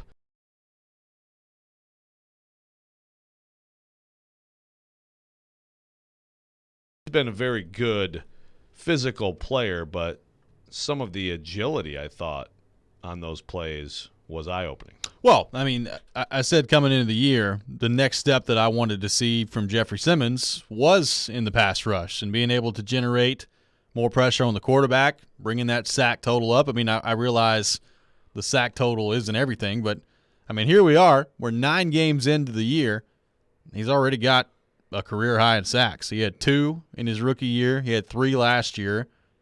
He's got 5.5. He had as many sacks in the last game as he had all last year. So, to your point about the numbers with pressure, that adds up, but also the sack total adding up as well. This is a big year so far for Jeffrey Simmons. Then you factor in, the play he makes against the Bills to stuff Josh Allen on the quarterback sneak, even though if you ask Chris Broussard if LaJuan was in for the Bills on that play, would have been a different story. But Jeffrey Simmons making some big plays this year for this defense. Yeah, that would have been huge. LaJuan against. Yeah. What if LaJuan could have been out there for the Rams the other night? Yeah. I don't know if the Titans would have had the kind of sacks that they had. Probably not. Yeah, and that's the thing from day one. As soon as he was able to get on the field in the 19th season, coming off the ACL, he had some of those goal line plays. So that's, you get excited about stuff like that, but that still doesn't necessarily mean you're going to be a prolific pass rusher. The other night, what he looked like to me was he kind of looked like when Jarrell Casey was at his best, because that's one thing with Casey was he was so elusive. Yep. And he would stun you sometimes with his quickness, on pass rush moves. And, Jeffrey Simmons, different player, different body. Much more powerful at the point of attack than like Jarrell Casey, right? But, much more, more of a bigger physical guy. But, boy, if he's going to play like that, they've got something cooking with everybody out there. Jeffrey Simmons certainly at this point, I would assume, trending in the direction of a first-round draft pick for John Robinson that ends up with a second contract here with the Titans. I would say so. Which would make him the first. Yeah, you're going to end up with Bud Dupree, Harold Landry, and Jeffrey Simmons all getting paid? I don't think so. I don't think so either. It's going to be tough to pull off. Yeah, and that's the thing is it's about this season and this team. You really would like to see Bud Dupree keep getting healthier and play more and make more plays. Made a huge play late in that game on the 4th and 1 because you're invested in him. You're committed to him. I think you are gonna be committed. You're gonna certainly pick up the option year. For Simmons. Sure. Yeah, Landry. Yeah, I don't know, man. If you're going to try to make that work, which, look, I understand fans are like, wait, what? We have this great pass rush and we're not going to keep this together? I get it, but you go through the list and the numbers, you're going to need to cut some other stuff out of there. Well, remember, another part of that conversation, we've talked about LaJuan and what that could look like in the future. We also talked about Kevin Byard, right. And that's not looking like that's going to be a consideration much for the Titans right now. Wouldn't think so anyway. Can you just do away with the salary cap for a couple of years? Yeah. No, they've got some tough choices for sure. Just go win the Super Bowl because apparently if you do that, the salary cap just doesn't apply the next year. Kansas City bringing back everybody, Tampa Bay, just doing whatever they want out there. Is that what it is? You get like an exception if Guess you win so. it. Yeah. But Seems that way. But seriously though, go win the Super Bowl this year. Yeah. This roster is going to look a lot different like next year. We'll continue the discussion on the Titans. Get to more of your thoughts on our text line, driven by WilsonCountyHyundai.com, 615-737-1025. Tune in to the NFL Game of the Week on 102.5 The Game, brought to you by Red Spirits and Wine in Bellevue. The Game of the Week this Sunday, the Minnesota Vikings at the Los Angeles Chargers with a 3:05 kickoff. This is Robby and Rexrode here on ESPN 102.5 The Game. It's not just about being in your community. It's about being your community. Come experience the all-new state-of-the-art Volunteer State Bank, second Murfreesboro location at 2019 Memorial Boulevard. Volunteer State Bank offers personalized services like banking for professionals, free Kasasa checking, the convenience of mobile banking, and the money you need when you need it. Visit one of our 13 locations or online at ballstatebank.com. Real people, real solutions, right here. Member FDIC, Equal Housing Lender. Hey, it's Chase McCabe. Enjoy football, basketball, and all your favorite sports like never before at BetMGM. Sign up using the code 1025GAME, and your first wager is risk-free up to $1,000. Plus, when you register with BetMGM, you'll get instant access to a variety of parlay selection features, live betting options, player props, and daily boosted odds specials. Download the app today or go to BetMGM.com and enter bonus code 1025GAME and place your first wager risk-free up to $1,000. That's the BetMGM app. That's all you need. Now you're winning with the king of sportsbooks. Visit BetMGM.com for a full list of terms and conditions. 21 years of age or older to wager. Tennessee only. New customer offer. All promotions are subject to qualification and eligibility requirements. Rewards issued are non-withdrawable. Free bets or site credit. Free bets expire 7 days from issuance. For problem gambling support, call the Tennessee Red Line at 800-889-9789. Christmas shopping starts now at Electronic Express. Get huge savings on the hottest gifts with up to 50% off in every department. 4K TVs, computers and gaming, smart home, housewares, and more. That's not all. Get up to 50% off all your appliance needs in stock and ready to deliver. Plus, buy now, pay later with up to 36 months free financing. We've got what you need this Christmas at Electronic Express. We make it happen. This is Stan Harrison, CEO of Apple Collision Centers. We understand that no one likes to deal with auto body repair and the inconvenience it becomes in your day-to-day life. I want to personally invite you to stop by and let our experienced staff see how we can help you make your vehicle look good as new. Apple Collision Center has 3 convenient locations, Old Hickory, Hendersonville, and Gallatin, ready to serve you. Come by and see us or visit us online at applecollisioncenters.com. It's the official Bud Light Preds watch party as the Predators take on the Dallas Stars Wednesday the 10th. Puck drops at 7:30, but the party starts at 7 with all kinds of specials. See you at headquarters, Beercade, downtown Nashville on 2nd Avenue. Go Preds! Warning, if you're drowning in debt, don't let the credit card companies trick you into thinking you have to pay it all back, because you don't. What the credit card companies don't want you to know is that there's actually a way to get debt-free without paying off your entire debt or going bankrupt. If you have $10,000 or more in credit card debt, you now have the right to let us settle that debt for a fraction of what you owe. For free information, call Credit Associates now. 800-348-7954. We'll even show you how to use your stimulus money to get debt-free faster than you ever thought possible. Don't let the credit card companies trick you into thinking you have to pay off all your debt. Call now for free information on how to get debt-free without debt consolidation or bankruptcy. We are America's #1 rated debt relief company and even offer a money-back guarantee, so there is no risk to call. For free information, call now. 800-348-7954. That's 800-348-7954. 800-348-7954. Interact with Robby and Rexrode. Call or text the show at 615-737-1025. Driven by WilsonCountyHyundai.com. Welcome back in, Robby and Rexrode here on ESPN 1025 The Game, streaming live on Twitch, Twitter, and YouTube today and every day. Our video streaming brought to you by the law offices of Amanda Gentry. Robby and Rexrode brought to you by Volunteer State Bank, conveniently serving Middle Tennessee with 13 locations. Member FDIC, Equal Housing Lender. Talking Jeffrey Simmons and this Titans defense. Taking your thoughts on our text line, driven by WilsonCountyHyundai.com, 615-737-1025. Kinston texting in. They can make both a Simmons and Landry contract work. Don't forget about the salary cap increase, and don't forget how they can structure it. Dupree has an $85 million contract and only a first-year cap hit of about $5 million this year. It's coming from Kinston. Okay, so the cap hit this year. Yeah, that's going to go up. And I don't know off the top of my head where that goes next year. Look, I'm not saying that they can't quote unquote make it work, but they cannot make it work and keep everyone else they'd like to keep. I mean, you have to make tough choices there.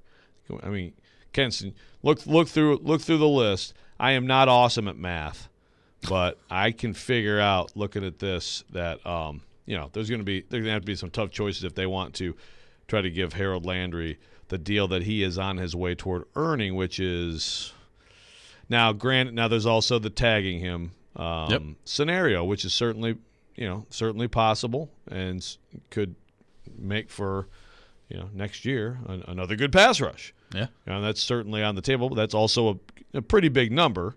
I believe though. The outside linebackers get a little bit hosed in that, don't they? Because it's linebackers in general that you're the average. So, which sucks for them. Yeah, it sucks for them for sure. But that's on the table, clear for sure. Byard, Lawan. I mean, right now, I think Lawan, it may be trending toward Lawan not here next year, but I'm not convinced on that either. I mean, Kevin Byard is making himself, to me, indispensable, which is basically what he's been most of his career. I still, though, think Lawan is, if he comes back and you watch this offense function compared to what it looked like Sunday night, pretty big difference, I would say, if he's healthy. But that's the thing, is if he's healthy, and that's a lot of that answer the rest of this year is going to help dictate the decision. By the way, the Bud Dupree cap hit is right at $5 million this year. Next year it jumps up to 19.2. There you go. So that's I guess you could restructure it again if you really wanted to. I mean, kick that sucker right down the road. Right, keep kicking the can. And some teams do, and especially we've seen teams like the Saints and the Eagles in recent years who have kind of gone into that where like we're so close, we're right there, we can't. Lose 3-4 key guys. Let's do what we can to try to keep it together. At some point, the bill is due. Liam texting in, who is Harold Landry? Is he the guy who drops off after getting paid or the guy who works hard to earn his money? I hate big contract years by players. Seems like fool's gold far too often. That does happen for sure. I kind of don't feel like Harold Landry is that guy. He kind of seems like the same guy he's always been. The production is just there this year. I agree. I think the thing that is different about Harold Landry in a contract year is that the effort has been there. The execution is better. The production is better. The guy has been – first of all, he's been an Ironman. He's been on the field all over the place. He does everything. And even last year, on that bad defense, I think he was impressive a lot of the year. I think he – was one of the few standouts on that defense. He's gonna end up double-digit sacks this year, and I just think that's him improving as a player more than it's like, I got a contract year, now I'm going to play hard. He was already playing hard. Nate texted again, how much do you think Byard will command? Byard is under contract. Yeah, Byard is locked up. Yeah. So, but to answer your question, he's expensive. His cap hit this year is $15 million. His cap hit next year is $15.8. And his cap hit in 2023 is 17.4. Oh, boy. Yep. But the way he's playing so far this year, probably worth it. In 2024, it goes down to 15.6. There you go. So he's locked up through that year. And obviously, who knows, the duration of that deal, could come up here in the next couple of years. But right now, he's a leader and just a playmaker playing at a very high level right now. Raymond texting in, somehow Dallas and Tampa make it work. We'll need to figure it out. That is what John Robinson gets paid the big bucks to do. Yeah, that's right. There's a lot of, like Julio Jones is another, for next year, Julio Jones' cap hit is 14.3. So, there's a lot of interesting ways this could go with various guys.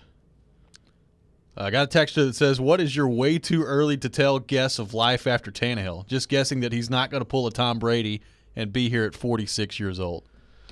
He's not probably going to be here at 46, but I do think he probably is going to be here the next 4 or 5 years, so I'm not really worried about life after Tannehill right now. Yeah, I think there's a really good chance that there's another deal for him with the Titans.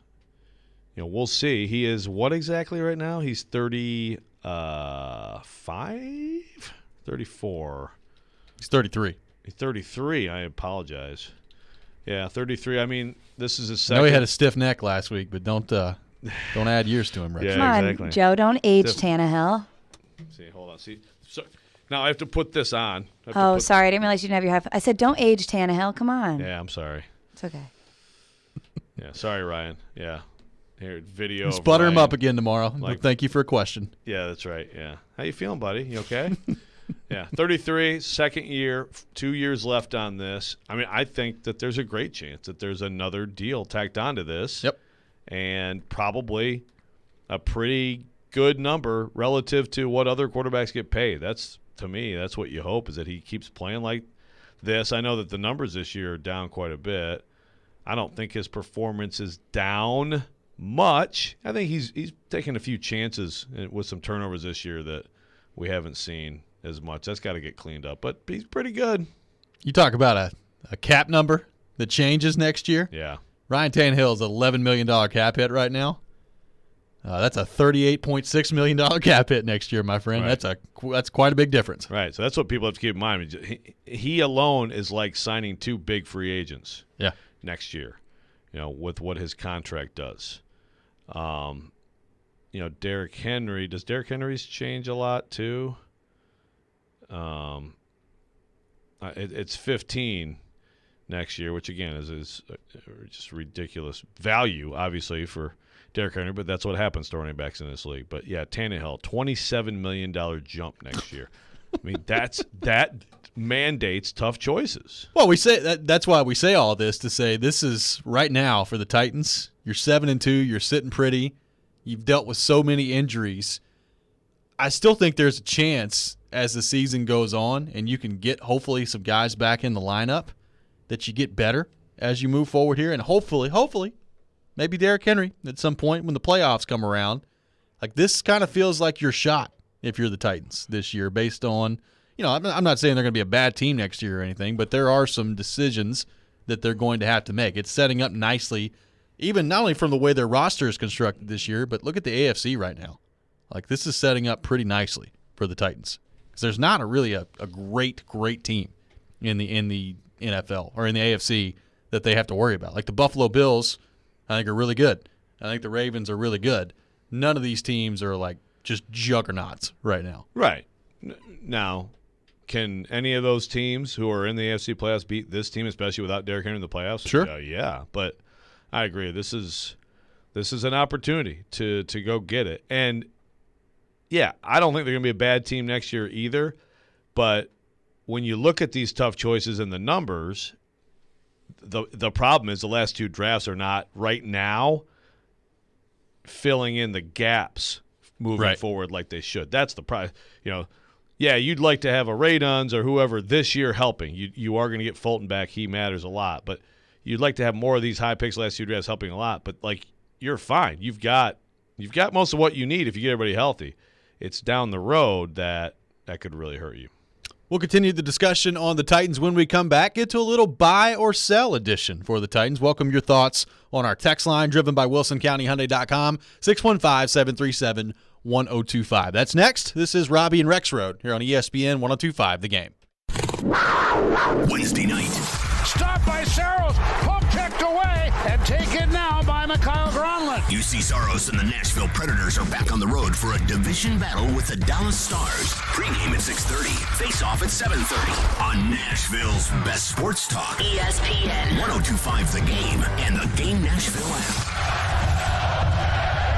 Racetrack's new waffle breakfast sandwich will satisfy whatever you're craving in the morning. With golden waffles and melty, hearty goodness of sausage, egg, and cheese, it'll be love at first bite. Only $2.99 for a limited time. Hi guys, it's Andrew with Hillside Medical Clinic. Are you struggling with erectile dysfunction and sick of the pills? Well, we have a major medical breakthrough. The Wave technology at Hillside Medical Clinic was tested by Cambridge University and the Cleveland Clinic, and the results are in. It's proven to increase blood flow by repairing blood vessels. No pills and no side effects. If you're ready to put a stop to your ED by treating the root cause, call us now. And not only will the assessment and blood flow ultrasound be free, we'll also include something unique that produces powerful results in the bedroom. I don't think I've ever seen it fail. This is a $600 value, free to those that call in the next 2 minutes. 615-576-5000. That's 615-576-5000. Guys, put a stop to your erectile dysfunction and get your love life back. Call Hillside Medical Clinic now to qualify. 615-576-5000.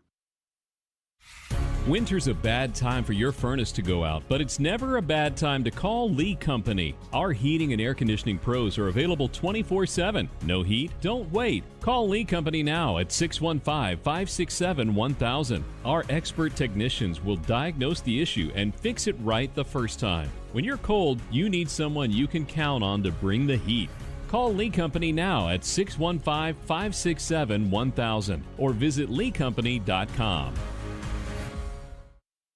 Here's exciting news from Genesis Diamonds, just in time for the holidays. We've just introduced our all-new luxury pre-owned Rolex collection, the largest and best selection of luxury pre-owned Rolex timepieces in Middle Tennessee. Hard to find, very sought-after timepieces. Over the past few months, we've scoured the country to find the best, most pristine, hard-to-get luxury pre-owned Rolexes, Submariners, Hulks, Batmans, Daytonas, Pepsis, and more. And next weekend, November 19th, 20th, and 21st, Genesis Diamonds is hosting our first ever exclusive luxury pre-owned Rolex event. Your chance to get the luxury pre-owned Rolex of your dreams with special financing. Imagine a pre-owned Air King for just $199 a month, or an extremely rare two-tone Daytona for less than $460 a month. Also for this event, our Rolex buyers are on site, offering top dollar for your pre-owned Rolex. Come see Genesis' all-new selection of certified luxury pre-owned Rolex watches, November 19th, 20th, and 21st. Genesis Diamonds, your new home for luxury pre-owned Rolexes.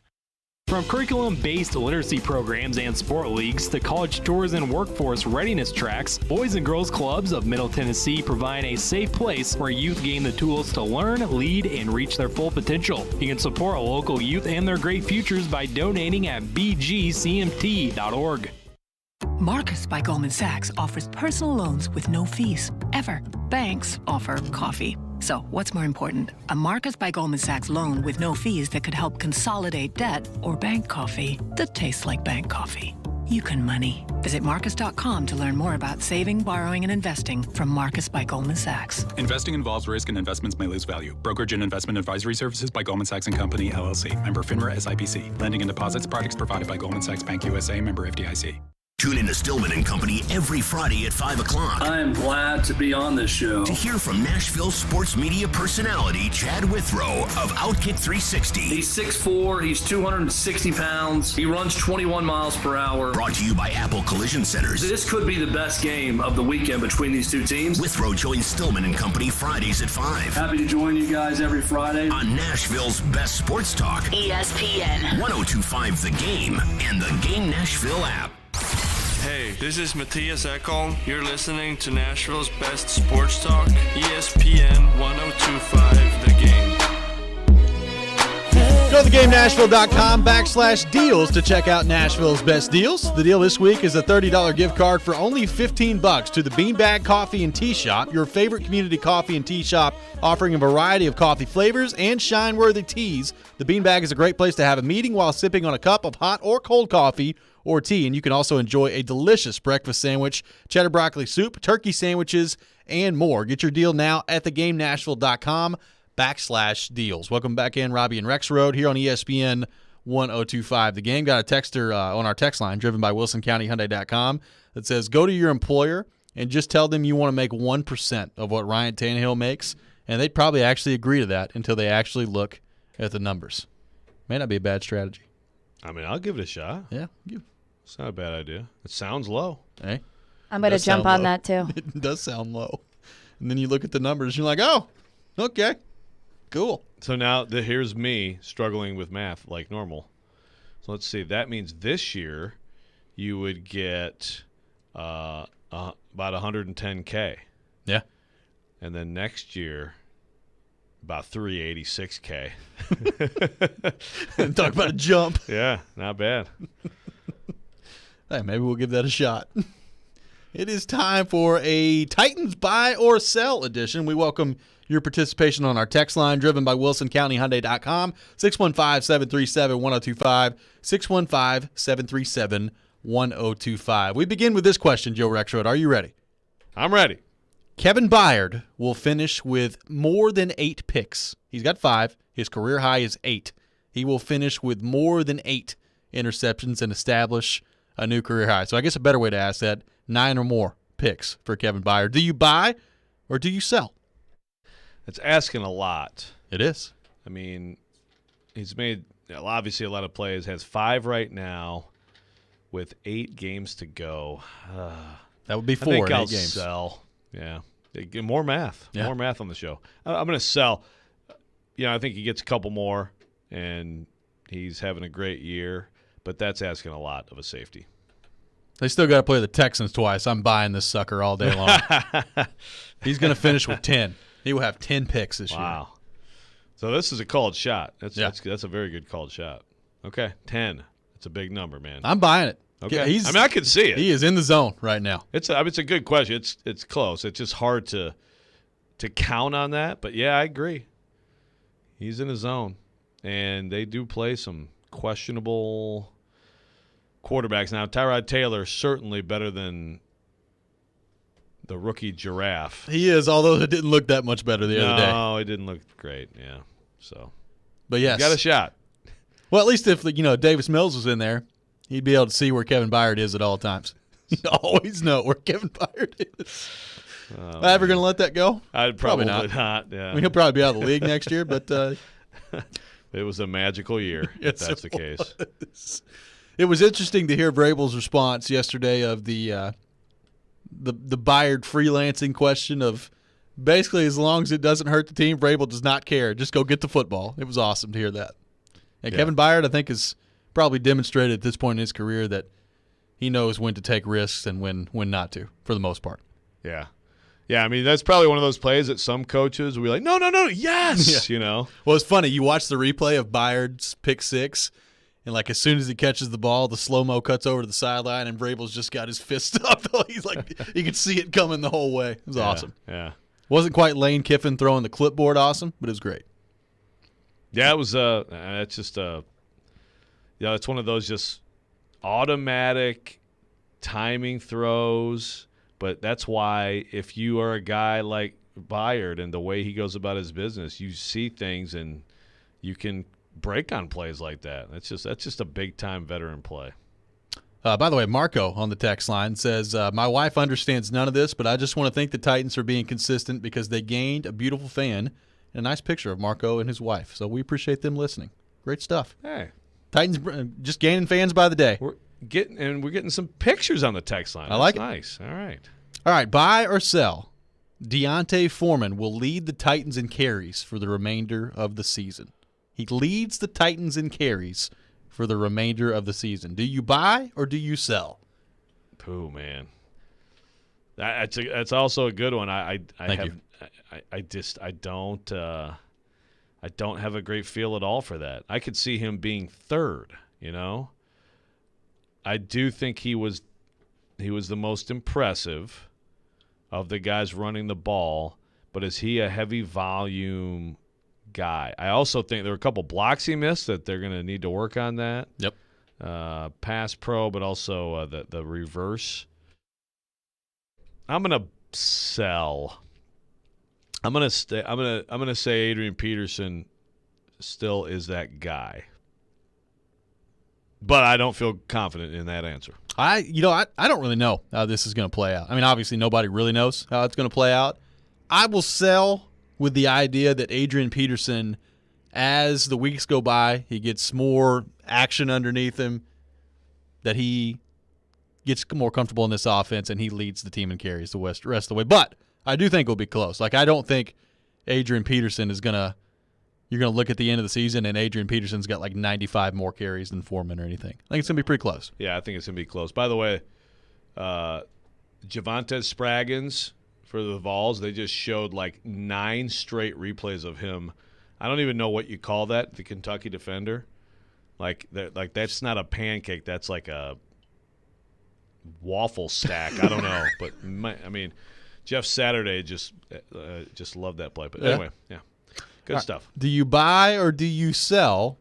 The Titans have the best defensive front in the AFC. The best defensive front in the AFC. Bud Dupree, Harold Landry, Jeffrey Simmons, Danico Autry. Okay, well, this is subjective, obviously. It is. I mean, we just watched the Steelers last night. Look pretty good. Bud Dupree's old team with Hayward and Watt, pretty good. Ravens still got a good front. Yeah. I mean, I guess I buy it. Isn't it kind of amazing we're having this conversation? I want to put it on layaway. Okay. So, I mean, at this point, they looked like that Sunday night. They looked like a dominant NFL front Sunday night, and that's not the first time that they've looked like that. They're going to be that every week. We'll see. And there's some really good contenders for that. Yeah, the Bills are also very strong, but yeah, I'll buy. I'm going to buy too. Look, again, I think what we saw Sunday night may be a little extreme in terms of expectations moving forward. Like Jeffrey Simmons is not going to have 3 sacks every game moving forward here, but that was a pretty good illustration Sunday night of what they can be. I'm buying it. It's kind of amazing we're having that conversation based on the way this team was constructed last year on the pass rush. It is. And 2 of the guys are the same. Yeah. But those 2 guys who are new have helped. Well, especially I guess we shouldn't give Bud Dupree too much credit for what Harold Landry's doing. Yeah. I do think that's a nice you have to take both into account if you're an offense. So that alone does help you some, but I think Autry certainly has been a beast. Simmons. Yeah, and I think that those 2 together have been exactly what was envisioned. I remember I thought that Autry was the best signing the offseason, and right now, no doubt. You're concerned about Ryan Tannehill's interceptions at this point. Do you buy or do you sell? Concerned about Ryan Tannehill's interceptions. I'm selling. I'll sell pretty quickly on that. Now, I'm not saying that they're all good. I mean, he stared down A.J. Brown on that first one against a guy that you have to know is just not like every other corner. He's just better. He's the best corner in the NFL. So that was a miscalculation, and he's had a couple other ones this year that I thought were bad. The Colts one, I mean, the explanation on that is, I mean, it was a really good job of the Colts throwing a curveball at Tannehill. But I'm selling. I don't think it's like some massive issue. Every quarterback throws some picks. You're going to have a stinker every once in a while. Jared's very concerned about Ryan Tannehill's interceptions. Is he? Yes.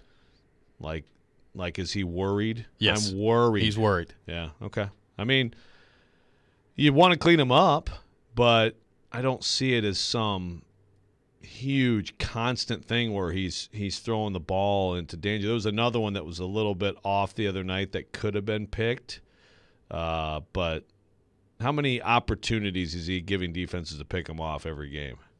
You want none.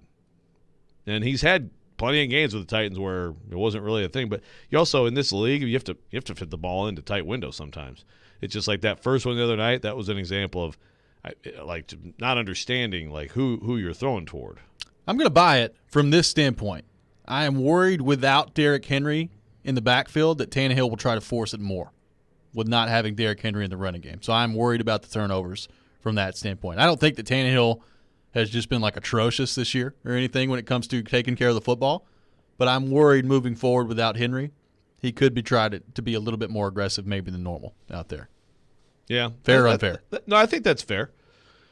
I mean, that's actually what I thought of when he threw that first pick. Like, man, you don't have to make it all up in one series. Right, yeah. I mean, he's 11 touchdowns, 8 picks right now. That's the numbers show a massive step back for Tannehill. I don't think it's been that, but you certainly want more TD passes, and you want to start. You don't want to. So he's on a pace for stupid. It's a lot of math. Game season. Yeah, I mean he's on a pace for 15 picks. Yeah, that's you want see if you can keep it to about 11 or 12. and get the touchdowns into the 20s. We'll continue the Titans buy or sell edition coming up next. Welcome more of your thoughts on our text line, driven by WilsonCountyHyundai.com. Keith Bullock coming up at 8 o'clock here on Robby and Rexrode. All that ahead. You're listening to ESPN 102.5 The Game. From the Fox 17 News Code Red Weather Center. I'm Fox 17 News Code Red meteorologist Dan Guthrie. Good looking afternoon for us. Highs topping out in the upper 60s and lower 70s. Same deal for Wednesday, but storms back on Thursday, and we will be much cooler this weekend. This weather report brought to you by Hiller Plumbing, Heating, Cooling, and Electrical. Call the Happy Face Truck today. Are you having Thanksgiving at your house but have no furniture and have no clue where to go? Well, Social Furniture is here to help you get your home ready for hosting your family's Thanksgiving dinner with their great dining room sets. Social Furniture is locally owned and save up to 70% on all furniture that will have your family begging to stay. They have sofas, sectionals with chase lounge, and recliners that are all push-button, electric, and wall away. They have all colors to choose from, and for your comfort, all of them are plus leather, microfiber, and Chanel's. Let Social Furniture help you celebrate your Thanksgiving with hundreds of furniture to choose from and save up to 70%. There's no waiting, and take home your new holiday furniture today or with their same-day fine furniture delivery. That's right, Social Furniture has same-day delivery with no down payments and no interest. Visit Social Furniture in West Nashville at 5412 Charlotte Avenue. Forget the big box store. Support local. Support social. On the web at mysocialfurniture.com. Hey, it's Jared Stillman. Guys, are you tired of feeling old? You know that feeling. You don't have any energy. You're gaining pounds. Well, guess what? My friends at Invigorate Health are the ones to help you. They don't just focus on one area of the aging body. They take care of all of it with so many different therapies that can restore your vitality and are designed with you specifically in mind. So give them a try. Invigorate Health, if you want to feel young again. Out in Mount Juliet at 615-288-4777 or invigoratehealthtn.com. It's football season, and Spring Hill Heating and Cooling is here to serve you. If your AC or heater is old and inefficient, you can replace it with up to 60 months no monthly interest financing for qualified buyers. That's right, 60 months no monthly interest financing for qualified buyers. One of the many ways you can save at Spring Hill Heating and Cooling. They offer 6 months no interest financing available on repairs. Spring Hill Heating and Cooling, offering premium service without the premium price. Visit springhillac.com or call them at 615-778-8855.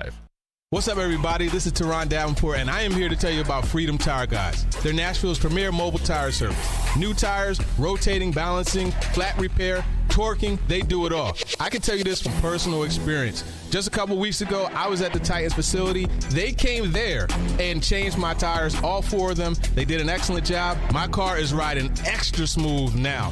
If you're in need of tire service, be sure to check them out at freedomtireguys.com. If you don't see the tires you want, they'll go ahead and get it for you.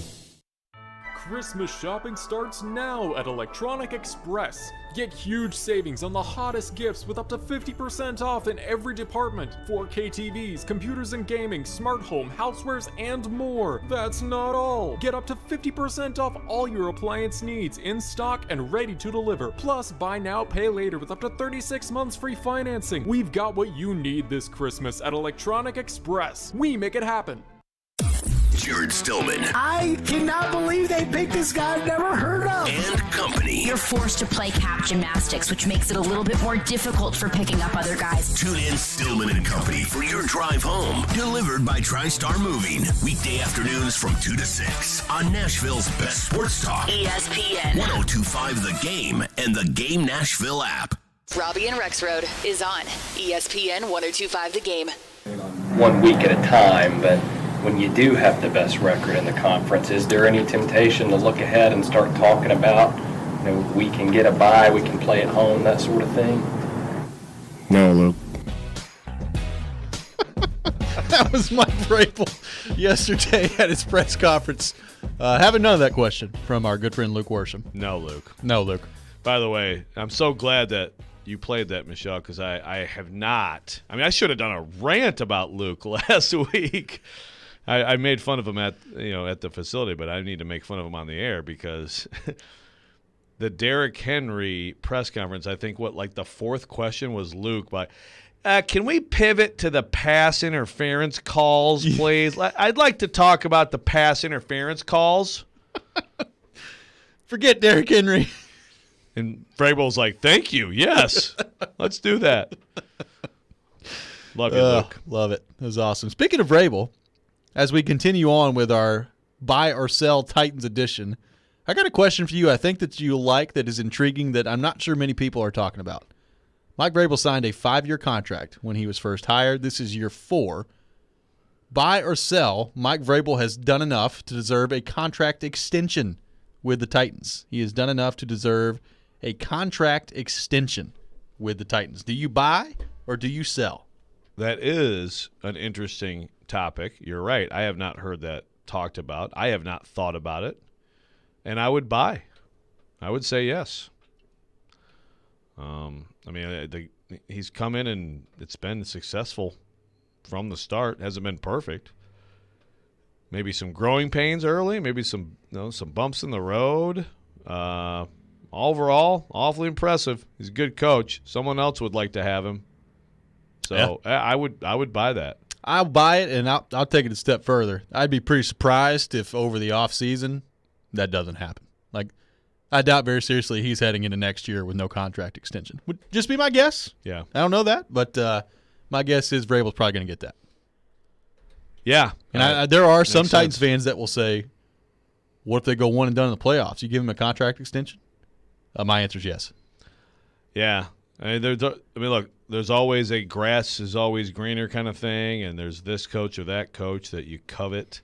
And it's not like, stability in the NFL is the same as like college sports or college football. But they've got a pretty solid overall thing going. I know we're talking right now after this last win and the next bad loss they have, minds change, based on what the last result was. But overall, pretty compelling evidence that you should want to lock him up. Do you buy or do you sell that Shane Bowen and Todd Downing have shown enough to make you a believer they were the right hires? They were the right hires for the job. Do you buy or do you sell? Or is the jury still out? I think that's a tough one. I would sell, just because, again, it's like with the Heupel discussion earlier. We're going to have people saying, you were proven wrong, Josh Heupel. But okay, he's been good. It's been impressive. But at that job, you're hired to bring Tennessee back to being a contender to at least get to Atlanta. I don't see that yet. And I think with these guys, I think it's two very different stories. One is a guy who sort of was a D coordinator last year. It was a very bad year, and this is his first real chance to do it. And it hasn't been great all year, but it's obviously gotten a lot better. Yep. So, the confidence is definitely surging there. And I think with Todd Downing, I think he got blamed because the OC gets blamed. The OC just gets blamed for more than the OC should probably get blamed for in general in this sport. But it was one bad year with a lot of stuff that happened, and so far I think he's been good. So I would lean toward yes, but right now I'm not ready to completely buy. Let's see how that plays out.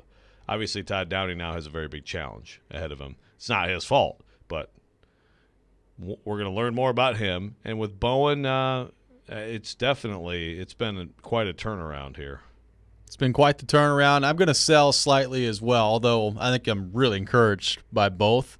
The Todd Downing thing is interesting because we've talked about how much pressure he's got on him this year with Arthur Smith out the door. I think in a lot of ways that pressure right now has been alleviated a little bit. You don't have Derrick Henry. Your offense is going to suffer from that. I don't think there's any question about it.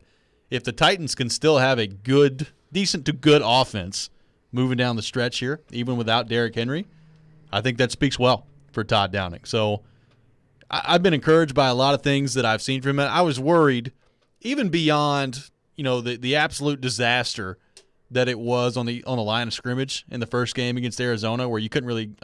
It was tough to judge anything. There were some moments in that game where I was like, the play calling here is just not good, and that's going to have to get better. Now, to his credit, I think he's learned, and I think they've adjusted as the season has gone on. I kind of like the balance that they bring to the table, even when Derrick Henry was still in there the last few games. But been encouraged by Todd Downing, not quite willing to buy as of yet. But certainly been good so far. Yeah. Well, the pressure's up, but of course, any coach would be like, yeah, I'll take the pressure and like the great player. Absolutely. But because there's pressure now to figure this out, and it's going to be harder to figure it out. But yeah, like overall, he's had some, I think, really good days. Like early on, that's the thing. You think about the first game, right? Let's have the exact discussion after week 1 against the Cards. Let's go back and talk, Vrabel extension and outstanding coordinator hires. That's why you gotta let things play out. You gotta know week 1 often lies, and then you gotta let things play out. But it's been overall, I think, good. And speaking of the last OC, by the way, that they're a playoff team right now. Yeah, they are. How about that? Pretty Arthur crazy. Smith has got them at 4-4 and in if the season ended today. Yeah. So it was big shoes to fill for Todd Downing. I think he's done a really good job overall. Do you buy or do you sell? Julio Jones still has enough in the tank to be an elite wide receiver. An elite wide receiver. Obviously, the hamstring injury is a problem. Okay, I buy.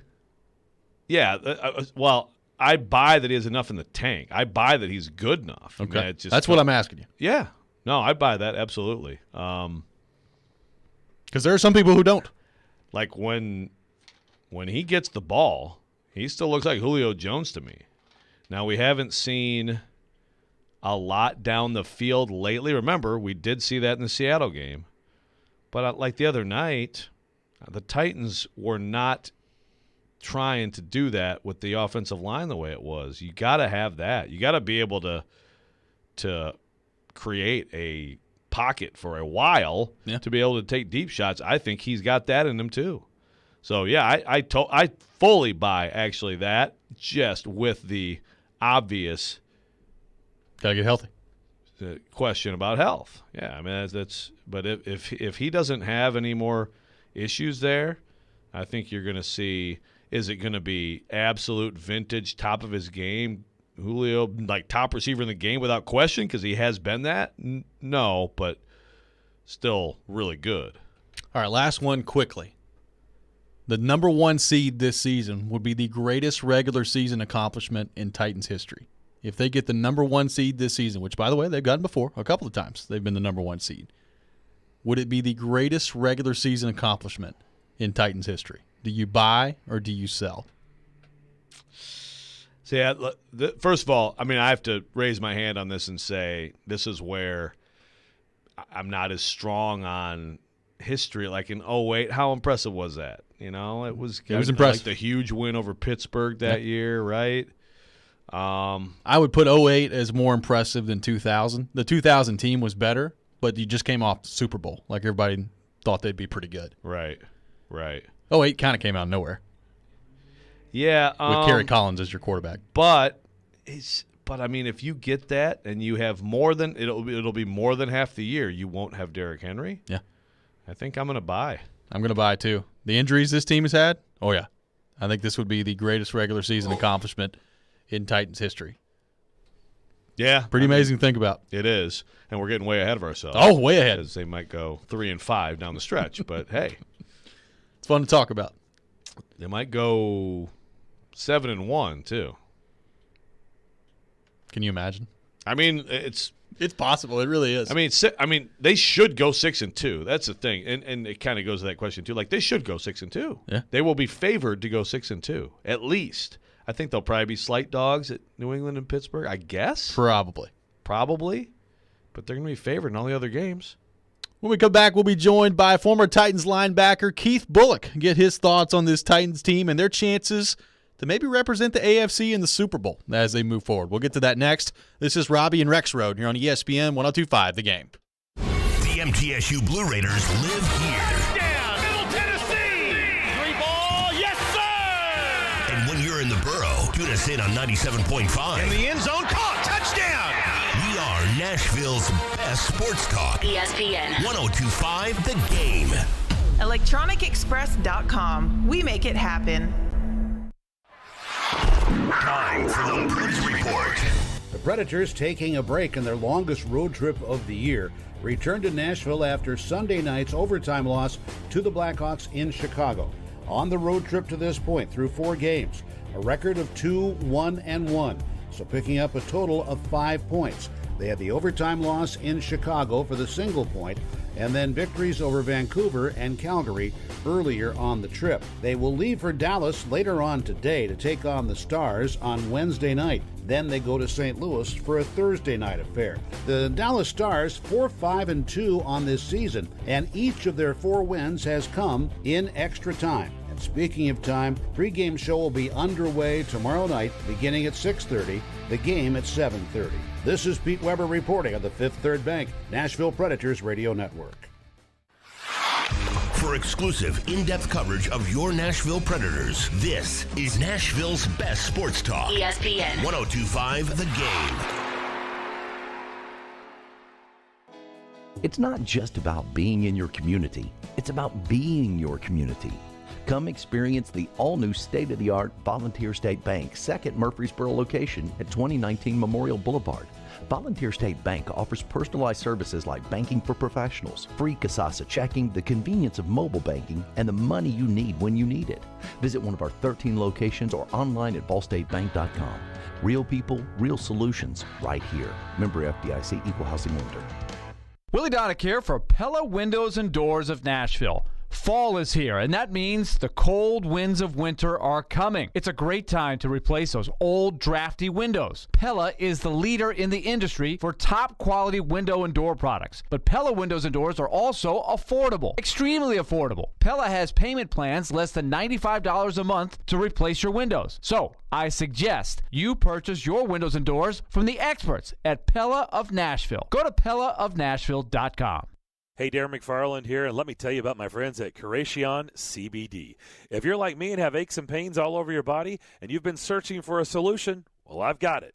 It's Curacion CBD. Curacion means healing, and that right there says it all. Curacion is locally and organically sourced CBD products right here from Middle Tennessee. From seed to final sell, Curacion is passionate about providing quality products for everyday use for athletes and for pets, too. Order yours now at CuracionCompany.com. Curacion CBD, curated for life. People of all ages can experience spine pain. What hurts the most is what it does to your life, making simple activities feel like an uphill battle. Houston Clinic Orthopedics and their team of specialists aim to get you back to your active and enjoyable life. Let Houston Clinic Orthopedics bring lasting relief if you're suffering from any of the following: spinal stenosis, herniated discs, sciatica, degenerative disc disease, and more. To experience world-class orthopedic care, visit tn.houston.com, where experience matters. Nashville's best sports talk, locally owned, home of our Nashville Predators. WPRT FM Pegram, 97.5 Murfreesboro, WBUZ HD2 Laverne, online at thegamenashville.com. We are ESPN 102.5 The Game. It's Robby and Rexrode with Robbie Stanley and Joe Rexrode on Nashville's best sports talk. ESPN 102.5 The Game and the Game Nashville app. Welcome back in, hour number 3 of Robby and Rexrode here on ESPN 102.5 The Game, brought to you by Volunteer State Bank. Real people, real solutions right here. Member FDIC, Equal Housing Lender. Robbie Stanley alongside Joe Rexrode and Michelle Knezovic here with you on this Tuesday morning, talking Titans. And to help us do that, we go to our 102.5 The Game phone line, driven by WilsonCountyHyundai.com, and welcome in former Titans linebacker Keith Bullock. Keith, what's going on, man? How we doing? Doing all right. How's it going this morning? We're doing great. Appreciate you taking time to join us this morning. So, Keith, let's start with that Sunday night football game. The Titans come in, and they just absolutely shut things down defensively against the Rams in that game. How impressed were you by what you saw on Sunday night from this Titans defense? I'm impressed at the consistency that they've been playing with. People have been paying attention ever since the Buffalo Bills came to town. The Titans defense has been answering the call, and over the last four weeks, they've been really playing great assignment football. It seems like from the outside looking in, the game plans that are put in are to really help the guys that are rotating in and out. They're not being asked to do a lot. They're just being asked to do their job. And then you have, obviously, the the names that are household names, like the Bayard and the Simmons and, you know, the Harold Landrys of the defense. Nico Autry is starting to be one of those names that you're hearing weekly that are, you know, leading the charge. And I refer to their front seven. I always think it's just a swarming defense. There's nothing to it. They rush with four. They put pressure on the quarterback with four. You don't see them blitz a lot, which allows them to keep more people in the back end to do covering and things that they do special. So I think that this defense is clicking. They know who they are, and they're playing great team defense. So, Keith, individually, who are you looking at and saying, okay, that guy is stepping up or maybe reaching a new level as a player? I know Jeffrey Simmons was the star the other night, but who's standing out to you in that way, if anyone? Well, I mean, it's the guys that you see week in and week out. And one of those guys who stands out to me is Kevin Byard. You know, Kevin Byard was talking coming into the season how he needs to step his game up. And I know just from experience, when one of the better players feels the need to step their game up, that sends waves throughout the whole team, because if they have an expectation of themselves, you can't have an expectation of yourself and not have the same expectation for your teammates. So the way you see Kevin take his game to the next level, making plays every week, knowing where to be, just leading the charge, I think that resonates through the whole team, you know, especially now with Derrick Henry down. They're going to need other positions, other players, other aspects of the team. Maybe this week it comes from special teams, but they're going to need those type of things to carry them through the season, because football is the ultimate team sport, and just because one player went down, being Derrick Henry, doesn't mean, you know, the party's over. So I think for me, obviously Big Jeff is handling his business. Nico Autry, you can talk about, you know, Long Jr., but to me, I'm with Kevin Byard, because he put the onus on himself in the beginning of the year and made it public, and now he's playing to that level. Keith, obviously you were a part of some really good Titans teams here and some teams that were at the top of the conference. Right now, the Titans #1 in the AFC. Is there any different type of pressure that comes with being the #1 seed? Like, how did you go about dealing with that as a player, or is that something that you guys even thought about at all in the locker room? No, I mean, I've been on, you know, I think it was more pressure when the year that we were 10-0, like we started off undefeated, started off 10-0, because of course, you know, you're eventually going to lose. So, you know, if any pressure, it was that year, but I wouldn't even say that's pressure, because as a team, you just go out and play. You know who you are, you're confident, and you're out there to kick ass. And I think what happens is, look, every week somebody comes in trying to knock you off, and they are motivated by something that maybe their coaches said or whatever it is. They see maybe a chink in your armor. That's why they take any given Sunday in the NFL. But that's a challenge. That's a challenge right there, week in and week out, to see if, you know, you could beat your opponents. I don't think there's any pressure. The Titans are, you know, the drivers of their own bus right now. Like, you know, they are the best team in the NFL right now. You know, regardless what is being said, I think their record says it. The opponents that they beat have proved it. And if people aren't ready to say that, that's too bad. But they definitely are the best team in the NFL, and they're playing like overcoming adversity, being resilient, and making plays when they need to be made. So, Keith, what was your, you know, initial reaction a week ago when we all found out that Derrick Henry, you know, had the broken bone, and what did you think about that side of the ball's first outing without him? I thought they did well. You know, it's all an adjustment period. It's only been a week. You got Adrian Peterson coming off the couch. You got to practice on Monday, Tuesday. You had another running back coming off the couch. You know what I'm saying? Who has been in the system. So at the end of the day, I think that the running game was effective in the sense that they made the Rams respect it. You know, obviously it's going to have to get better, but that allowed them to do their play action. You know, Tannehill wouldn't have walked into the end zone to put them up 21-3 if the running game wasn't working. That obviously, you know, that made the defensive end crash down and gave him that lane to walk into the end zone. But with no effective running game, that play does not work. So obviously it's going to get better, and I think they did what they had to do in order to get that win, and they'll definitely keep working on the run game moving forward. Former Titans linebacker Keith Bullock on the line with us, driven by WilsonCountyHyundai.com. And Keith, you bring up Tannehill there.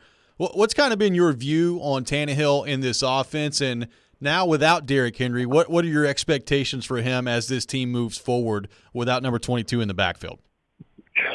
Well, I said last week, man, somewhere, I don't know where I was speaking, but, Ryan Tannehill is in the third phase of his career. You can figure the first phase was when he was with Miami, figuring out he had some ups and downs, more downs than ups, but he learned. Second phase was coming here, taking over for Marcus Mariota, and obviously was able to manage the games, win some games, has a 2,000-yard rusher in the backfield, best running back in the league, Derrick Henry. Now phase 3 is, look, Derrick Henry's hurt. You're the leader of one of the best teams in the NFL. Can you get them over the promised land? Like, what is his mark going to be in the NFL? Is he going to be a top tier quarterback? This could be his opportunity to get into that top tier, that top elite quarterback conversation, or he's just going to have that middle tier conversation, which you hear about Ryan Tannehill. Me personally, I have a lot of confidence in him because I see and understand how, this game works, and pay attention to the Titans, how the offense is called and the things they ask him to do. I always say Ryan Tannehill just needs to make, several plays a game. And when the big games come, maybe 5. And I think that, he can get the Titans to where they want to go and where all the fans want to see them go, and that's to the Super Bowl. So, Keith, I heard you were at the game Sunday at SoFi Stadium. Yeah, I was there. Had the best seats in the house. Yeah. What did you think of the atmosphere? Where were your seats? Oh man, my business partner, we had 50-yard line, right front row, right behind the bench, Rams bench. Access to they got a club in their stadium. So by halftime, Titans were up. I was in the club by halftime, watching the halftime show. You know what I'm saying? It's a state-of-the-art new stadium. I travel a lot to Los Angeles, so I remember them building it. You fly right over it when you land at the airport. So it's pretty cool to see it done. I mean, it's an amazing concept. For $4 billion, it better be amazing. That's right. But yeah, it was fun. It was a great experience. When I go to Titans games here, I can't really get the experience of sitting in the stands watching the game because it's like work. Once people realize, it's work. So there, it was a little more laid back because it was a visiting stadium, and I got to troll some of the coaches that I know on the Rams. So it was fun. Nice. Some taunts from the stands. I love it. Can you give us an example? Of what? Of a trolling that you did. Oh, my man Lance Schulters, he coaches for the Rams. Oh, yeah. Lance Schulters, he used to play here. So I was just calling his name, messing with him. But then, the Rams fans are kind of, for whatever reason, they remind me of Yankees fans. Like, very, a little arrogant, just thinking that, their team is has it wrapped up. So, obviously, I only cheered, I think the one time when it was 4th and 1, so that was a reason for me to cheer because the guy behind me, bet me a shot of tequila, and I got the pick. So I was very happy. There you go. Tannehill got me that shot in 1942, so it was great. Nice. That's how it's done. Former Titans linebacker Keith Bullock has been our guest here on Robby and Rexrode. Keith, appreciate your time, man. Thanks for joining us. All right, thanks for having me. Absolutely. Thanks, Former Titans linebacker Keith Bullock. Good night for Keith in L.A. It's good stuff. There you go, Tannehill. Porth texting us, freaked out about Tannehill and the picks, too. He got Keith Bullock a shot of good tequila. That's right. Let's keep things in perspective here. We'll come back. We'll react a little bit to what Keith Bullock had to say there. Take your thoughts on the Titans on our text line, driven by WilsonCountyHyundai.com, 615-737-1025. That's coming up next. Attention men, have you been struggling with erectile dysfunction? Well, Hillside Medical Clinic has a breakthrough treatment for ED that does not require any pills, injections, or surgery. And right now, Andrew from Hillside Medical Clinic joins me to tell us all about it. Andrew, what's going on? How are we doing? Hey, I am doing well. And yes, guys, if you're out there frustrated in the bedroom, if you're experiencing some erectile dysfunction, we have a major medical breakthrough that has helped thousands. It's called wave therapy, clinically proven to open up and regrow blood vessels. No pills. It simply improves circulation in the bedroom where you want it, when you want it. So, Andrew, what kinds of clinical studies have been done on this technology? We have 50 clinical studies posted at hillsidemedicalclinic.com. Most people have heard of Cambridge University. They showed this to be safe, effective.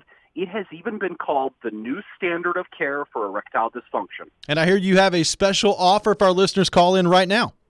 We do. If you want to improve things in the bedroom, regain your love life, and throw those pills away, call us now this morning. The assessment, exam, and blood flow ultrasound will be free, plus a gift. You'll love this. It produces immediate results in the bedroom. This is a $500 package. We're doing it free to callers now. That's right, guys. You heard it. Put a stop to your erectile dysfunction by treating the root cause of the problem. Call Hillside Medical Clinic right now to qualify for that offer. 615-576-5000. That's 615-576-5000. Put a stop to your ED and regain your love life. Call Hillside Medical Clinic right now at 615-576-5000. Here's exciting news from Genesis Diamonds, just in time for the holidays. We've just introduced our all-new luxury pre-owned Rolex collection, the largest and best selection of luxury pre-owned Rolex timepieces in Middle Tennessee. Hard to find, very sought-after timepieces. Over the past few months, we've scoured the country to find the best, most pristine, hard-to-get luxury pre-owned Rolexes, Submariners, Hulks, Batmans, Daytonas, Pepsis, and more. And next weekend, November 19th, 20th, and 21st, Genesis Diamonds is hosting our first ever exclusive luxury pre-owned Rolex event. Your chance to get the luxury pre-owned Rolex of your dreams with special financing. Imagine a pre-owned Air King for just $199 a month, or an extremely rare two-tone Daytona for less than $460 a month. Also for this event, our Rolex buyers are on site, offering top dollar for your pre-owned Rolex. Come see Genesis all-new selection of certified luxury pre-owned Rolex watches, November 19th, 20th, and 21st. Genesis Diamonds, your new home for luxury pre-owned Rolexes. Paul Feinbaum here for the Southeast leader for cranes and equipment rental, CraneWorks. The CraneWorks team in Nashville, Birmingham, and Mobile is ready to make your next construction or maintenance project a big success. Give CraneWorks a call for your next lift, machinery moving, or rigging project. And don't forget, RentalWorks has a full line of rental equipment for jobs both big and small, and now offering qualified operators for all equipment, including aerial and earth-moving equipment. Call CraneWorks at 877-282-LIFT or visit them on the web at craneworks.com. It's the official Bud Light Preds watch party as the Predators take on the Dallas Stars Wednesday the 10th. Puck drops at 7:30, but the party starts at 7 with all kinds of specials. See you at headquarters, Beercade, downtown Nashville on 2nd Avenue. Go Preds! Nobody protects you from mayhem like Allstate. I'm a speed bump. Did you hear what I said? I'm a speed bump. And if you have cut-rate car insurance, the cost to reattach your muffler could really be a bump in the road. So switch to Allstate, save money, and be better protected from mayhem, like me. Based on coverage and limits selected, subject to terms, conditions, and availability. In most states, prices vary based on how you buy. Allstate Bar and Casualty Insurance Company and affiliates, Northbrook, Illinois. If you've missed any of today's show, just search Robby and Rexrode on Apple, Spotify, or your favorite podcast platform. Obviously, I only cheered I think the one time when it was 4th and 1, so that was the reason for me to cheer, because the guy behind me, bet me a shot of tequila, and I got the pick. So I was very happy. There you go. Tannehill got me that shot in 1942, so it was great. That was former Titans linebacker Keith Bullock on with us in the last segment. Have a good time out at SoFi Stadium on Sunday night. Do you guys get the reference there? I hate tequila. You hate tequila? Oh, tequila's devil's sweat. Devil's... Wait, what reference? 1942. Yeah, it's a brand. Okay. Yeah. I wasn't sure if that was a something 1942. No. It's just called 1942 Oh, no, brand it's tequila. very, very expensive. Yeah. Yeah. Yeah. Like a bottle is... Nasty. Hey. Just give me a lime. I'm all good. Yeah. It's, you go... You know how it is. You have one bad experience with something, it's over. Michigan State Joe. Never again. Put some ranch on it. Be fine. There you go. Oh, thanks to Keith Bullock for joining us in the last segment. Keith Bullock says The Titans are the best team in the NFL right now, and if people aren't ready to say that, that's too bad. What do you think about that from Keith Bullock? Very confident in the Tennessee Titans.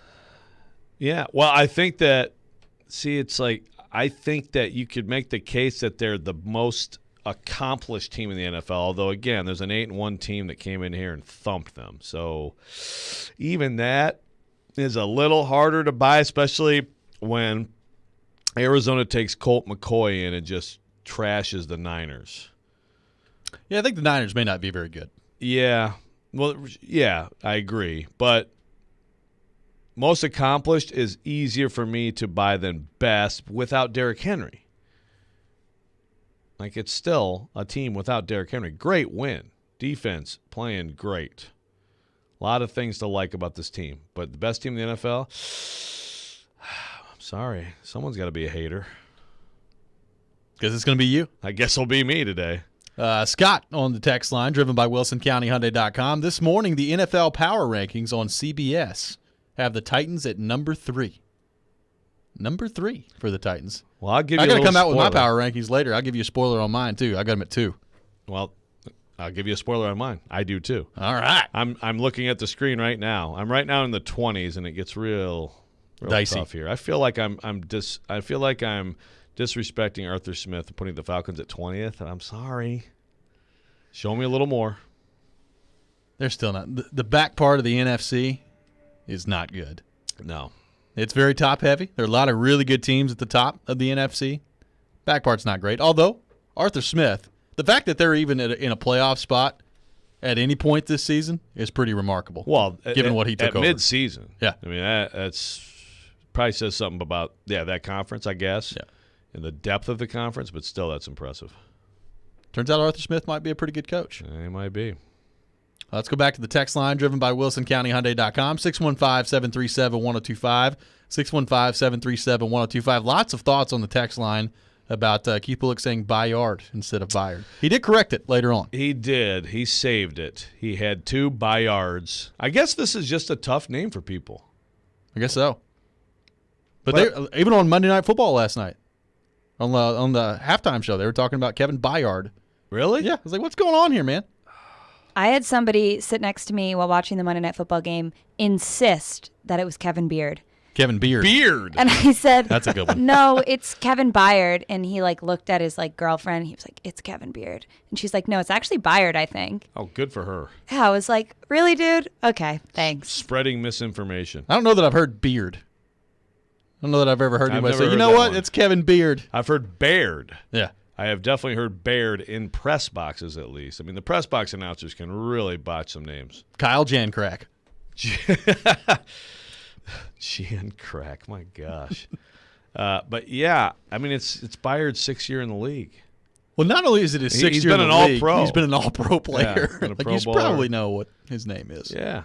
So, but, well. Let's go to Chris Broussard, get his thoughts. Chris, who does Kevin Byard play for? Or is it Broussard? Yeah. Kevin Byard, great left tackle for the Buffalo Bills. Oh, gosh. Byard. I don't know if I'll ever get over the Chris Broussard thing. That was great. Just really, emphatically making the point. But what about this? Consider this, everybody. That's a toughie. Has he, did he ever? I've not seen him even address it since then. I'm not saying he didn't, but I never watched that show anyway. I heard someone say he did address it. I hope so. Laughed loudly at himself. I got a texture that says, someone should remind Bullock that the Cardinals kicked our butt and are 8-1. Talked about the best team in the NFL. Well, now I will say this.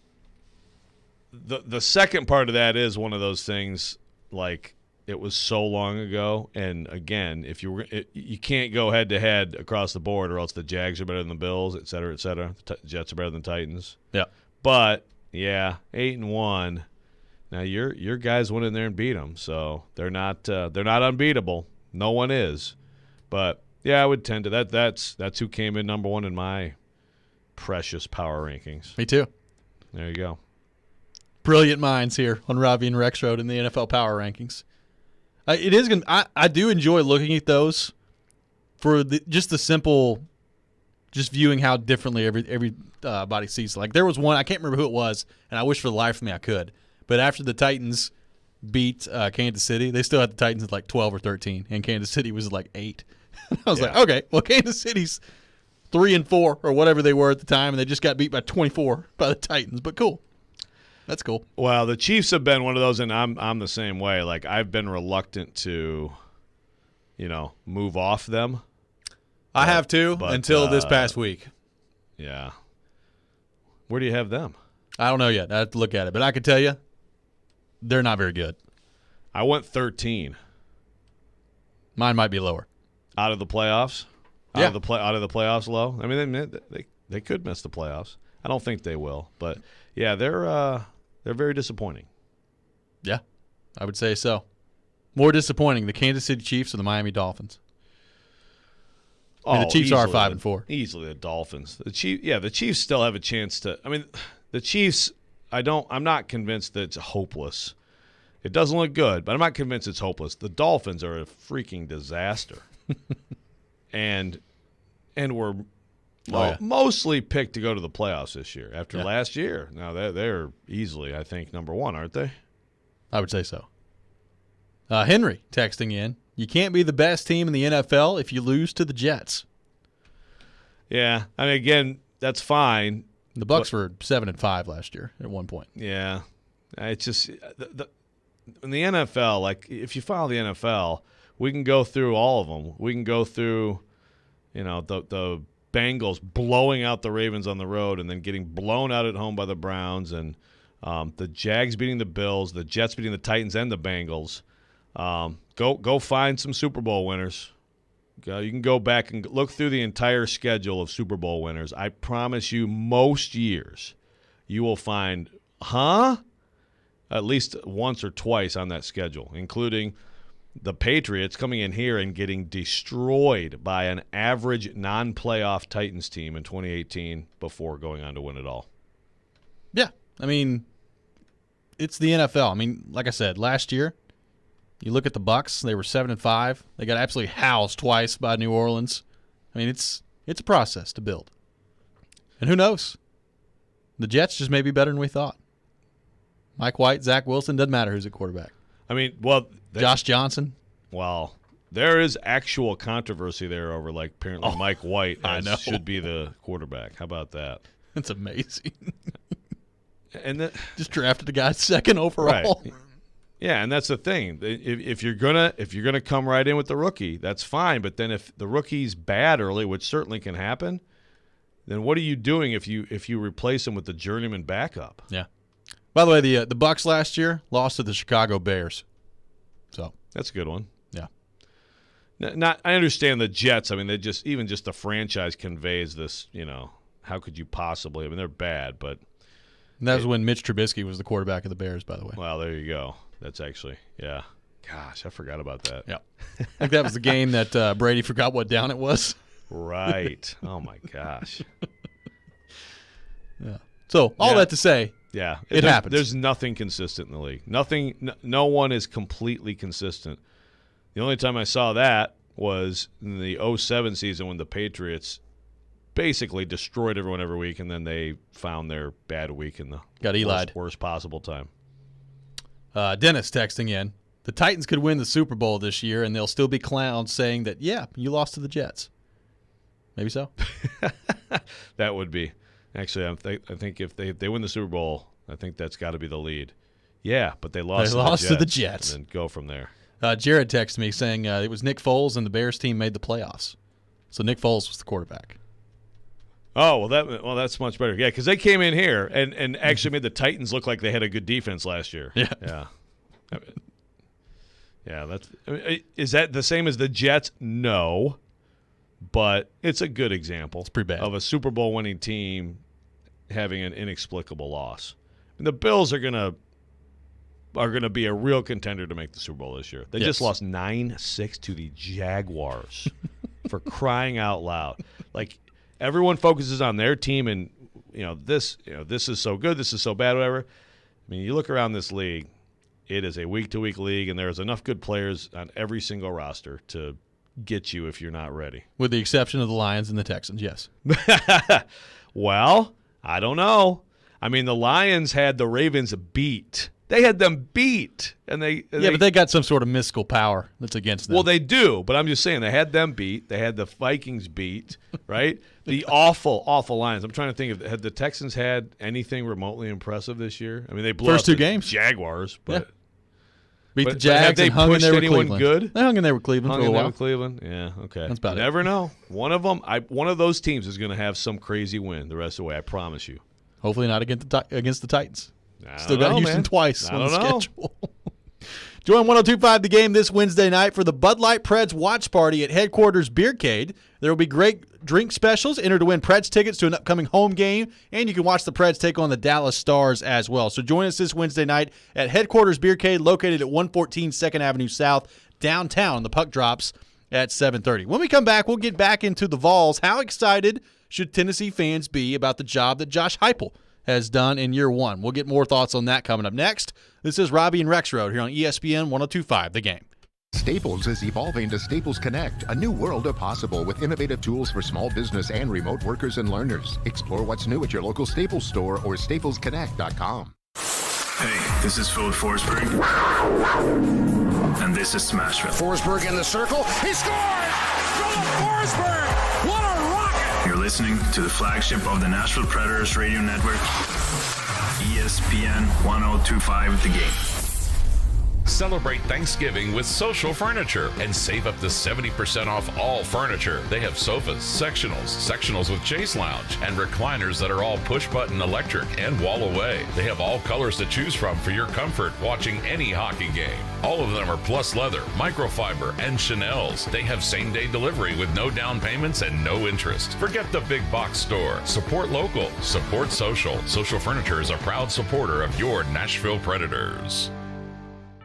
Christmas shopping starts now at Electronic Express. Get huge savings on the hottest gifts with up to 50% off in every department. 4K TVs, computers and gaming, smart home, housewares, and more. That's not all. Get up to 50% off all your appliance needs in stock and ready to deliver. Plus, buy now, pay later with up to 36 months free financing. We've got what you need this Christmas at Electronic Express. We make it happen. Rock Bottom Nashville is Broadway's original brewery, where all brews are brewed on site. Josh Rappaport is Rock Bottom's brewmaster, creating fresh craft beers where peak flavors are always the rule. Grab one of their blockbuster beers to pair with their nachos, pretzel bites, and delicious flatbreads. They even have group catering. They boast one of the best views of downtown Nashville and is a short walk to Titan Stadium. And enjoy happy hour Monday through Friday afternoons from 2 until 6. Rock Bottom Nashville, 111 Broadway. Middle Tennessee football is back at Floyd Stadium Saturday, November 13th. Your Blue Raiders host the FIU Panthers for the 39th annual Salute to Veterans and Armed Forces game, with kickoff set at 2:30 p.m. Arrive early as there's a full day of events scheduled to honor and recognize veterans, current service members, and their families. There'll be various military vehicles placed around Floyd Stadium for fans to check out before the football game, along with special pregame and halftime shows to honor past and present service members. For a full list of activities, head to goblueraiders.com/salute. Stronger together inside Floyd Stadium. Go Blue! Screwball Peanut Butter Whiskey is the official whiskey of the NFL pregame broadcast on ESPN 102.5 The Game. Screwball is the original and most awarded peanut butter whiskey in the world. Made with real whiskey, peanuts, and peanut butter, Screwball is all natural flavor to be enjoyed as a straight shot, in an espresso martini, peanut butter old fashioned, or a PB&J shot with a berry liqueur. Check out screwballwhiskey.com/recipes for more. Be sure and ask for Screwball by name at your favorite watering hole in Nashville. Enjoy responsibly. 2021 Screwball Spirits LLC, San Diego, California. Whiskey with natural flavors, 35% alcohol by volume.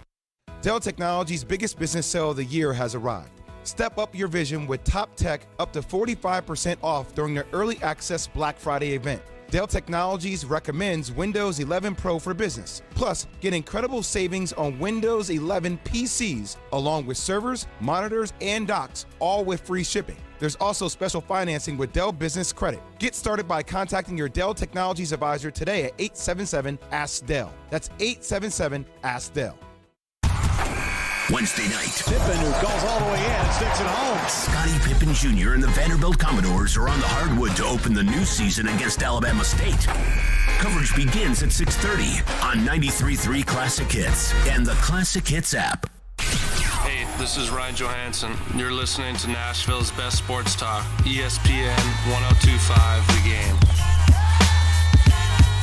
Welcome back in, Robby and Rexrode here on ESPN 1025 The Game, streaming live on Twitch, on Twitter, and on YouTube. Our video streaming brought to you by the law offices of Amanda Gentry. Robby and Rexrode brought to you by Volunteer State Bank, conveniently serving Middle Tennessee with 13 locations. Member FDIC, equal housing lender. Robby Stanley, Joe Rexrode, Michelle Knezovic here with you on this Tuesday morning in Nashville, Tennessee. Taking your thoughts on our text line, driven by WilsonCountyHyundai.com, 615-737-1025. Our good friend Charles Robinson from Yahoo Sports coming up at 9 o'clock. We'll get his thoughts on the Titans and all things NFL as well. No shortage of things to talk about with Charles coming up at 9 o'clock. So looking forward to that here in about 30 minutes. Right now talking Vols. And, Joe, we talked about this a little bit earlier. A big win for the Vols and Josh Heupel and company against Kentucky. They're now 5-4 on the season. You've got Georgia coming up this weekend.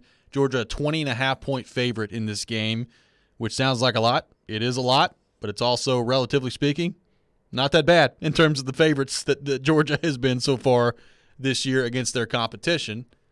I don't think anybody really expects Tennessee to win this game against Georgia. I'm interested to see if their offense can move the ball whatsoever, because pretty much nobody has been able to move the ball thus far against that Georgia defense. But in all likelihood, a loss for Tennessee coming up on Saturday, and then you've got South Alabama and Vanderbilt to close out the season. You would think 2 wins there for Tennessee. So 7-5 looks like the most likely scenario for the Vols in Josh Heupel's first year as head coach. My question for you is, when you factor in the whole picture of the program, what it was heading into the season, the expectations for this group, and what we've seen play out on the field, how excited should Tennessee fans be about the job that Josh Heupel has done in year one? Well, I think they should be excited, and I will raise my hand and say I'm more impressed with the product on the field than I expected to be this year. I would guess the majority of Tennessee fans would be able to say the same thing. And look, the defense, I think, has been the most surprising story about this year. This is not the greatest week to talk about the defense because it wasn't a very good night for the defense against Kentucky. They were on the field for about 50 minutes. Yes. But yes, they were. But they also made some plays. Alontae Taylor, and that's probably the play of the game, right? I mean, the play of the game was probably that defensive play still. Yep. So I just really like overall like what they've done with a severely limited roster, especially limited when it comes to depth. They got some good frontline players, but they were gutted, with the changeover in the portal and things like that. And obviously, we knew Heupel could coach offense. We knew he could develop quarterbacks, all these things. The tempo offense could score points, but it's been to me the play calling and the way he schemes up stuff. I mean, you watch this stuff and just go back and watch a game from last year. If you really want to feel good about things, Go back and watch this offense as it was constructed and coached and executed last year. I don't. How many teams in college football are more different on one side of the ball than Tennessee offense from last year to this year? Be hard to find anybody.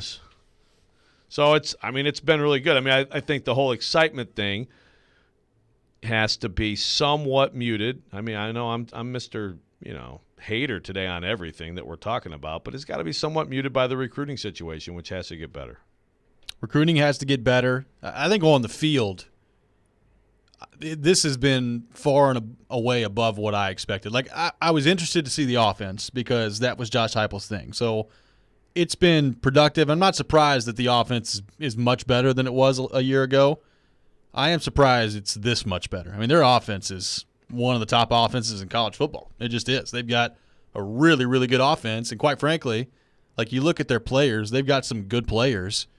But it's not like it's the most talented group in the country out there playing offense for Tennessee. You got Hendon Hooker, who was a good player at Virginia Tech, and he has taken his game to just an astronomical level so far this year. 21 touchdowns, 2 interceptions, not to mention what he brings to the table in the running game as well. So offensively, it's going, I think, about as well as you could have expected if you're a Tennessee fan. And it's funny to say that. You think back to the first couple of games, especially the Pitt game, where the points you left on the table with the Joe overthrows and everything that went on in that game. I mean, it is interesting to think about how good this offense has been, even with the injury situations that they've had and everything they've had to deal with this year. Defensively, there's still, I fully believe this, not a ton of talent on that defensive side of the ball, but they just play their butts off. And I think that Josh Heupel, Tim Banks, and company deserve a lot of credit. So, look, I've been kind of blown away by what I've seen from Heupel and his staff on the field in year one. Now, what does that mean as they move forward here? To me, that's the question, because at some point you're going to have to recruit at a higher level than they're recruiting at right now to sustain success. And not even sustain success is probably not the right term, to build on this and to get back to being a threat in the SEC East. Everybody in the SEC East right now is light years away from the Georgia Bulldogs. I mean, Florida's not close to Georgia right now. Everybody is far away from Georgia. So this is not a process where, at least I don't think it is, you're going to turn around next year and you're going to be right there with Georgia. I don't think anybody expects that. The recruiting was the big question for me when Heupel was hired. Not only was the record going the wrong way at UCF, but recruiting was going the wrong way. And look, UCF, for the type of players that they're bringing in, the location for UCF is pretty sweet. You should be able to recruit pretty well there, relatively speaking, for that level. And Heupel wasn't. So that was a concern to me. That's still a concern to me. Can he fix that as he moves forward? But other than that, which is a big if, I've been pretty impressed with Josh Heupel so far. Yeah, I mean, but to that point, based on what Scott Frost did and the standing of that program in that league, you should have had the best recruiting in that league, and that did not happen. That went the wrong way. So it's a totally different situation here. So you have to keep that in mind. Now you could look at it and say this is even harder, and I think that's true. But it still doesn't necessarily. It's not apples to apples. So you got to let it play out. I've got to think that the product on the field is helping. Has got to help. It should help. You just have to have the results. And yes, Tennessee is going to get into the portal like everyone does now. A big part of success in this sport anymore is scouting. It's like the NFL almost, where you have to know personnel and all the other teams really well, because you're claiming guys on waivers, you're signing guys off practice squads. Well, in college football now, recruiting also happens off other teams, but the portal can't be the catch-all answer. I understand, like Oklahoma, like loaded up on Vols this offseason. That's also Oklahoma. And like Alabama gets a toe-to-toe. You know, when you're a program like that, because you've recruited so well, high school players, and have waves after wave of class of top athletes, you know, then you're a championship program that it's also easier to get those top guys. Tennessee will get some guys in the portal, but you have to be good. You have to recruit high school players at a high level. That's why Georgia and Alabama are 1-2 in recruiting rankings. They're not just leaning on the portal. You've got to hit. You've got to recruit. That's never going to change. You got to have guys who are in your program for 4 and 5 years to build what you want to build at Tennessee. Way too early to say he won't do that at a high level, but right now that is the caveat. That's the detracting little thing, and it's not a little thing. A big question for Josh Heupel when he took this job was, can you develop a quarterback? Can there be a quarterback that, you know, obviously had a lot of options to begin last season? You had Harrison Bailey. You had Joe Milton. You had at one point Brian Maurer was in there, Hendon Hooker in there. And, you know, Hendon Hooker has been awesome this year. I think he deserves credit for that. Hooker obviously has put in some work, and, you know, this offense seems to fit him really well. But Heupel has to get some credit for that too. I mean, I think the scheme that he's brought to the table and just making things pretty simple for Hooker at the quarterback position. There's not a lot of thinking. Just kind of watching this offense play, not a whole lot of thinking that goes into it. You don't really have time to think. You get up to the line, you go. I mean, that's what it is in this Tennessee offense. And as Chris on the text line points out, Hooker can hit the deep ball as well. He's hit it a few times this year. No, the touch on his passes tremendous. I mean, his accuracy. But to your point earlier, you know, he had good numbers at Virginia Tech. You know, 63%, 9.7 an attempt, 22 TDs, 7 picks. That's good. A rating of 159.8. You know, Tennessee though, that goes from 63 to 69.4. Yards per attempt from 9.3 to 10.2. rating from 159 to 190, and then a TD pick is a ridiculous 21-2. Yep. So good for him. You have to give him credit, but you have to look at that and say, yeah, these guys know what they're doing with quarterbacks. And I understand the how is he not the starter over Joe Milton thing, but I still believe that Joe Milton has a ton of ability to play quarterback at a high level. I don't know where that will be next year. I assume it will be somewhere else next year. I'm not as I guess bothered by him winning the job in camp, especially for one, we didn't watch camp. We didn't see what was happening on a daily basis. But it's not that surprising to me because he has all that ability. He probably wasn't overshooting every deep ball by 20 yards in practice. Probably like he was in the games in a very small sample size. We'll continue the discussion on the Vols. Take your thoughts on the text line driven by WilsonCountyHyundai.com, 615-737-1025. How excited should Tennessee fans be by what they've seen thus far from Josh Heupel? We'll continue that discussion next. This is Robby and Rexrode here on ESPN 1025 The Game. Now's the time to get a great deal on Kubota construction equipment featuring durable Kubota engines, more comfort, more productivity, more get it done right. The Kubota construction lineup shows up ready to work every day. Right now, bring home select Kubota equipment for 0 down, 0% APR for up to 60 months. Now through December 31st. See us or go to KubotaUSA.com for more details.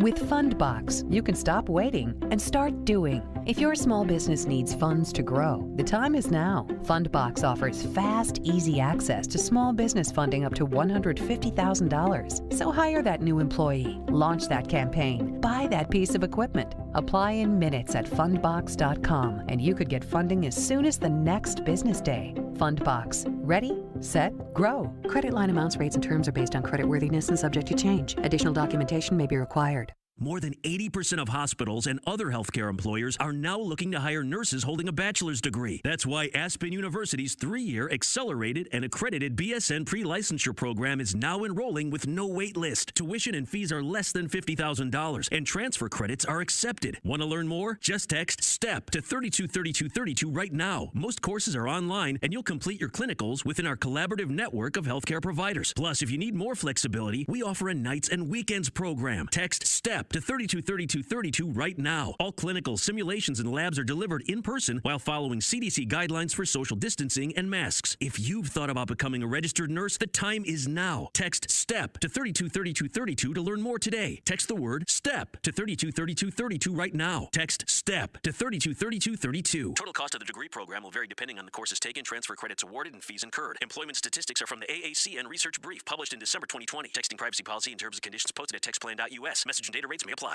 Need a new roof? Get a roof built with integrity from E2 Roofing. E2 is a veteran-owned and operated local roofer with 95 5-star Google reviews and Better Business Bureau A+ rating. E2 Roofing is a veteran-owned and operated local roofer with 90 5-star Google reviews and Better Business Bureau A+ rating. E2 assists customers with roof repair and replacements through insurance claim assistance. Find out if insurance will pay for your new roof with a free inspection at e2roofingnashville.com. In college football, Goodyear knows a new season means new possibilities, where every Saturday is an opportunity on the road to greatness. No matter if you're out there playing your hardest or cheering the loudest from the sidelines, tailgating in the parking lot, or your favorite spot to watch the game, Goodyear knows passion is what drives us forward all the way to the playoffs. That's the road that moves us. Goodyear, more driven. Darren McFarland. And a mulligan that we all look for in golf. Lord knows our game could use it. Willie Donick. Outworked and outperformed a lot of other really good players. Chase McCabe. I want some sort of trade protection. Darren, Donick, and Chase have you covered weekdays from 10 to 2. Presented by Curacion CBD on Nashville's best sports talk. ESPN 1025 The Game and the Game Nashville app. This is Robby and Rexrode on ESPN 1025 The Game. Wish that I was on a rocky top down in the Tennessee hills. Welcome back in, Robby and Rexrode here on ESPN 102.5 The Game, brought to you by Volunteer State Bank. Visit volstatebank.com to learn more about their free Kasasa checking account. Member FDIC, equal housing lender. Talking Vols, taking your thoughts on the text line, driven by WilsonCountyHyundai.com, 615-737-1025. We are talking Vols, but I think you'll like this one. Okay. Xavier on the text line. Just read the Titans piece by Joe. I love reading his articles in The Athletic. It's well written, and he also writes it like he speaks, so I always hear Joe's voice when I read it. What's the name there? Xavier. Xavier. Mom, that's a very creative it's a very creative name to give for yourself. Thank you. Love you, Mom. That was so nice of Xavier. Yeah. Spreading kindness in the world. Here's your voice while he's reading, which is, I think, both a very touching and potentially terrifying thought for him that he has to listen to your voice while he's reading. That would be awful. Because whenever I hear you know how everybody hates hearing the sound of your voice? Like, when I hear my voice, it's like, rah, rah, rah, rah, rah, rah. So I'm sure you love when I tweet out just funny clips from the show. It's his favorite. Yeah, I try to not watch. I'm sorry. But Dr. Simon A. Rigo, who is a Titans fanatic, he's a professor somewhere. He just tweeted at me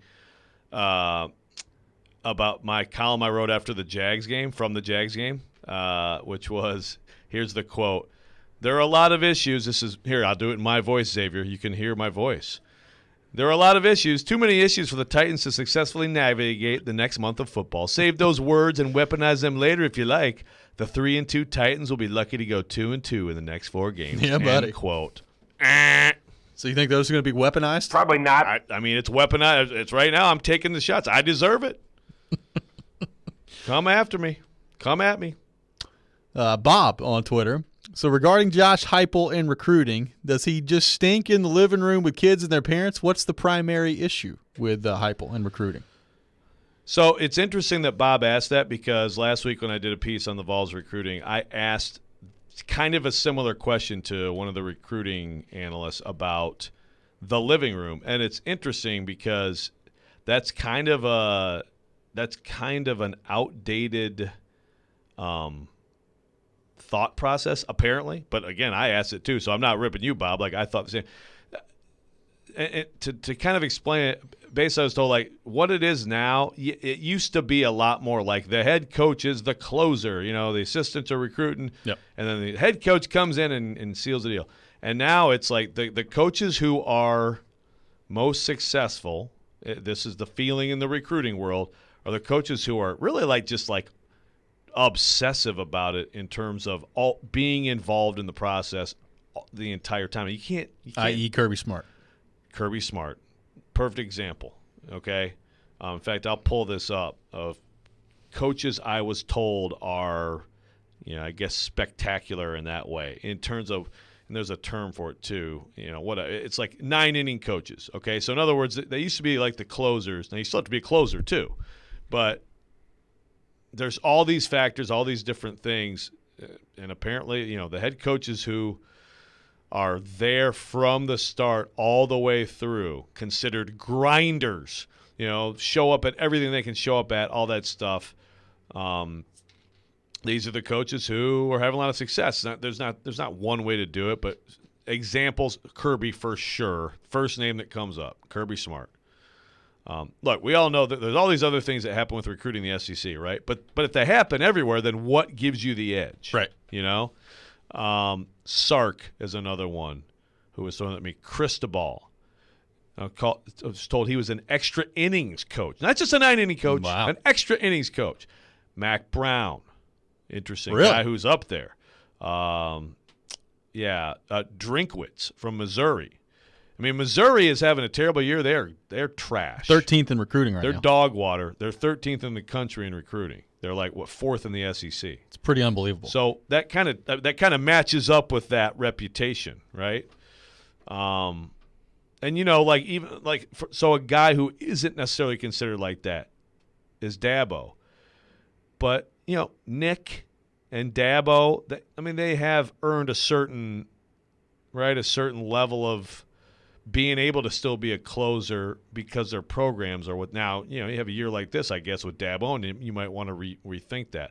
PJ Fleck is a guy. Can I just say, I stumbled upon on Twitter the other day, like this thread. I need to see if I can go back and find it, of Clemson fans wanting Dabo fired. Says it's time to get out before it's too late. This year? Yeah.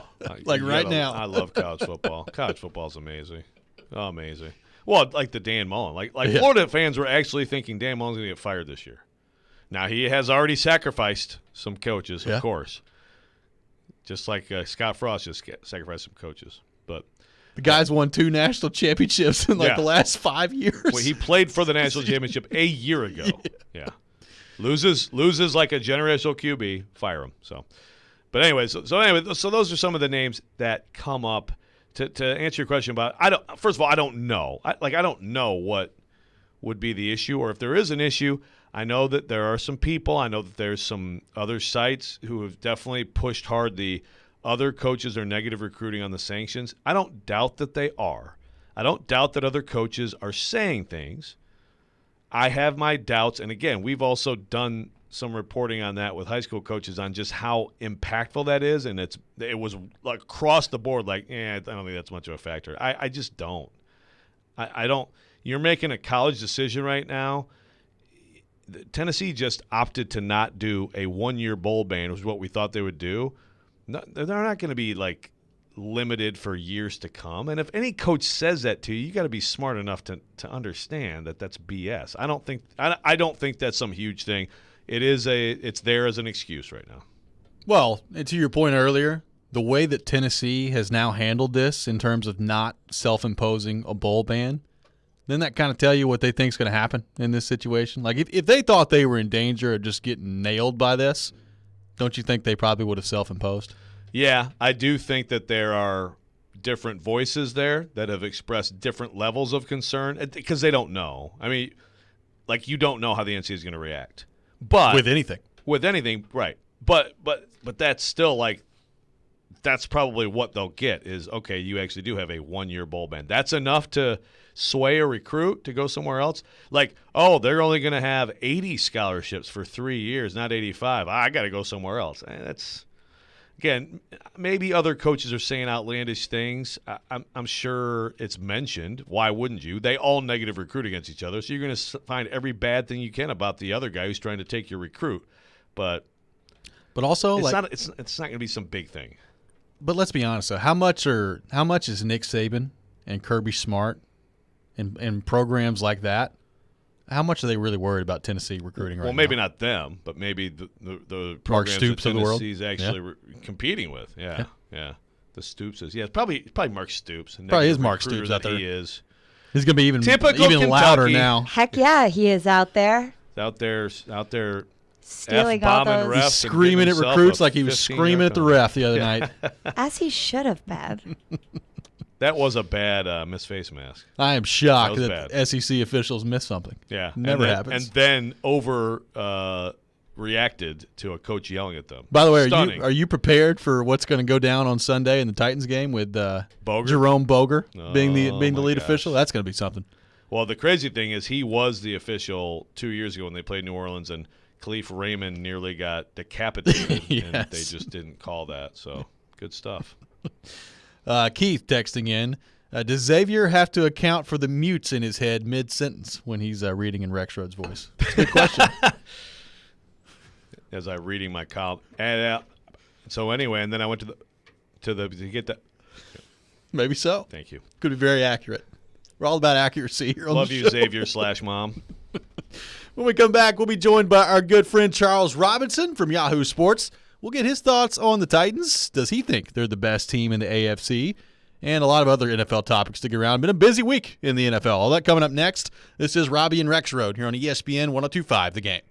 Keyshawn, J. Will, and Max. Weekday mornings from 5 to 9. Did you see the Tennessee Titans? He has all the weapons to make it happen. There's so much to pay attention to. Greeny from 9 to 11. Ryan Tannehill is the most disrespected player. Art and Hahn from 11 to 2. You never stop punching. They've got to learn how to close the deal. And the Paul Feinbaum Show afternoons from 2 to 6. Are these legitimate contenders to the party? Your exclusive home for ESPN Radio in the Music City. ESPN 94.9 and the Game Nashville app. ElectronicExpress.com. We make it happen. getting ready for the Cats, and basketball begins. This is the Commodore Report. I'm Kevin Ingram. Back on campus and back to practice for Vanderbilt football, prepping for Saturday's matchup against Kentucky to begin the stretch run of the season. Coach Clark Lee says there were 3 things they wanted to accomplish during the open week, including recruiting and scouting for this week's game, but also developing the team and its habits. I think particularly as we look at a season without postseason, we want to make sure we're doing what we can with the practice time that we have to develop the depth of our roster, and so we wanted to spend time doing that. Kickoff for Saturday's blackout game is at 6 o'clock, and next week at Ole Miss will be a 6:30 kick, televised by the SEC Network. Opening night at Memorial Gym for basketball, with the Commodore women's team to play for the first time under head coach Shea Ralph against Gardner-Webb. As for what to expect offensively, Ralph says it's about versatility and learning to play a system that's unguardable. Deciding how we're being defended, paying attention to their defender and their teammates' defenders, and then setting themselves up to get a great shot on offense. I know that sounds very willy-nilly. There is some structure, so that's the best way I can describe it, though. And really great players, they want to be utilized all over the floor. 7 o'clock tip tonight at Memorial. Plenty of info for fans at VUCommodores.com. The gym is going to be a busy place in the coming days. The Commodore men's team opens on Wednesday night against Alabama State. You can hear all the action on the Vanderbilt Sports Network from Learfield and streaming on SEC Network Plus. That's the Commodore Report on 102.5 The Game and ESPN 94.9. Whether you're driving for distance, pitching for precision, or putting to win it all, come to Edwin Watts Golf Shop to get custom fit for all your clubs throughout your bag. Hit a few balls and let our team show you the latest swing technology and data that will help optimize your game. Having each club tailored to become your gamers will help you start shooting lower scores. Let Edwin Watts Golf Shops help you make every shot the perfect one. Come in and get custom fit today. Edwin Watts Golf Shops, home of the 90-day satisfaction guarantee. Tune in every Monday at 8 a.m. and Friday at 3:15 to hear News 2's Corey Curtis take on all things Nashville sports, including the week's NFL games. All brought to you by Invigorate Health in Mount Juliet. Look and feel your best with IV therapy, medical weight loss, testosterone, body shaping, and more.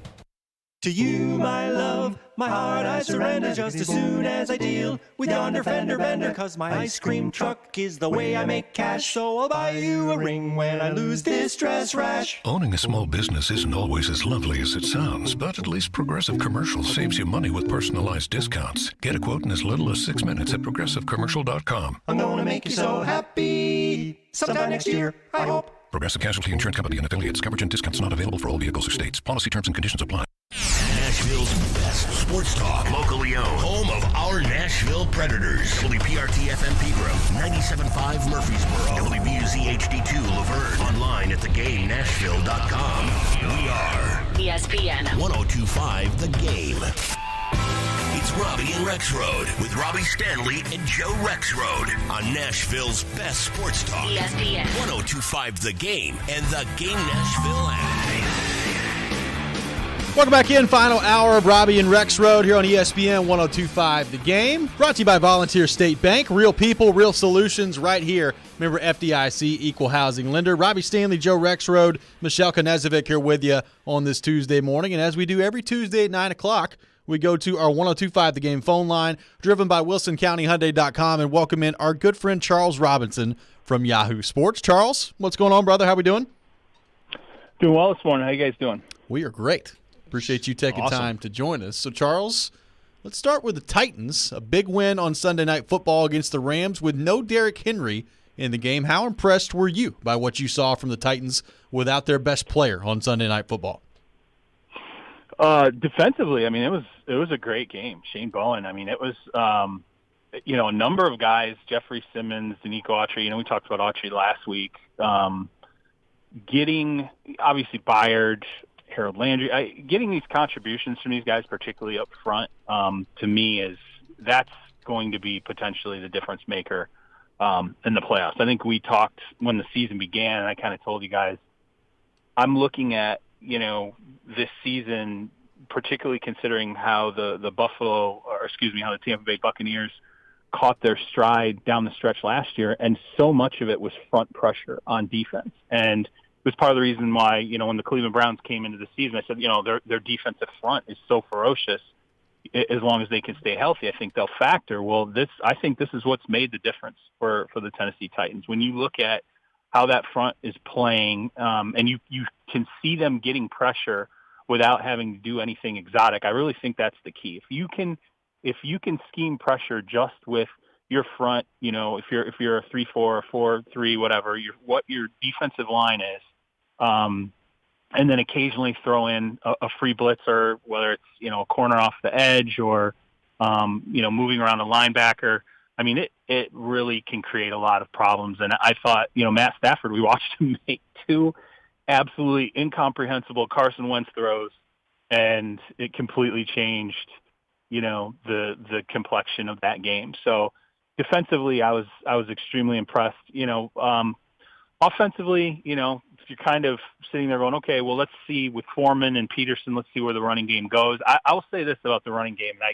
It made me think of something Brandon Staley, the Chargers coach, said earlier this year about running the football and people not understanding what the effectiveness is of a run game if you're not getting chunk plays or averaging 4.5, 5 yards a carry. Earlier this season, Staley said, look, the thing about a run game is you keep pushing into it because it commits a defense to have to make a physical play. You throw the ball, there's a chance nobody hits each other. There's not a ton of physical play. But when you run the football, you're going to put wear and tear on a defense consistently. So you have to continue to commit to it, even if you're not being as effective as maybe you like. I thought that at times when I watched the Titans and the Rams. And I think that's where Peterson and Foreman, whatever that tandem ends up producing long term, and whether or not Derrick Henry comes back down the stretch, I think you continue to lean into that just to put the wear and tear on opposing defenses. But that was a great game, and Joe has already told me that nationally the Titans are disrespected. So it's your fault. It's your fault, national NFL media. Listen, by the way, I just want to say this morning when I got up and I was having my coffee and I had ESPN on my office, I'm pretty sure I saw the Titans number 2 on their rankings, only behind the Arizona Cardinals, who frankly I think the Cardinals they're one play away from being undefeated if A.J. Brown just does not, or excuse me, A.J. Green does not block, doesn't throw a run block in the end zone with 15 seconds left against the Packers. I think that there is respect for the Titans amongst people who understand what they're seeing. But I do regret telling you last week, give me another week of clarity to figure out my you don't want to wait another week to go, here's who I like in the AFC and NSC, because guess what? Jacksonville's going to beat Buffalo. Field goals.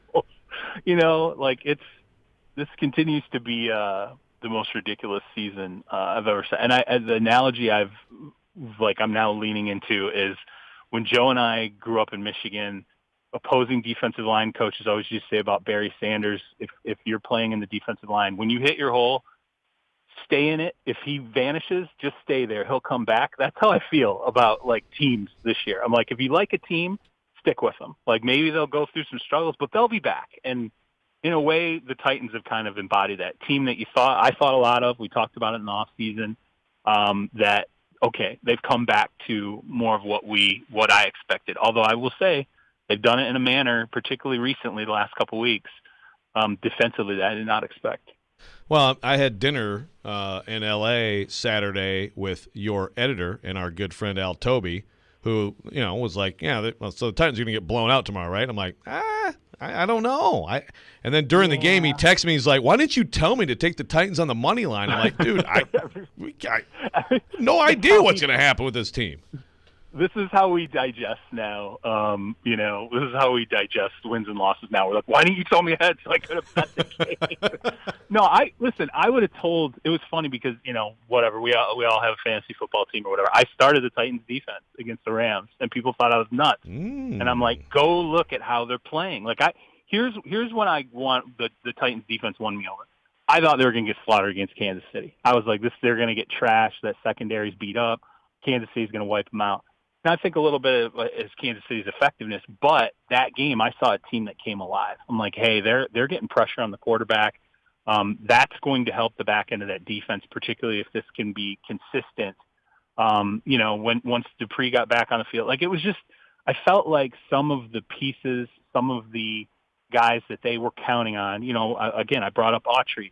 some of these guys that they were really counting on have started to wreak some havoc. And, Simmons is Simmons. Like, he's going to be a Pro Bowler. He's got a shot to be an all-pro player. Byard's Byard. We know these guys. But I'm just telling you, that front end, if it continues to play like this and it can stay healthy, that makes me love teams now in the NFL, particularly when you go into the playoffs. If you have momentum and you really have a defense that's playing and just tearing teams apart on the front, and you don't have to do a lot of crazy stuff to get it done, you're going to win some playoff games. I'm telling you, go back and watch what Tampa did last year down the stretch. Don't watch offense. Ignore Brady and all that. Watch what they did defensively. It was their ability to pressure without having to get exotic. All right, we'll exclude you from the national media bias since you actually know how to say Byard's last name. There's that. There you go. Charles Robinson from Yahoo Sports on the line with us, driven by WilsonCountyHyundai.com. All right, Charles, I've got to ask you about my quarterback. Aaron Rodgers making some news this weekend.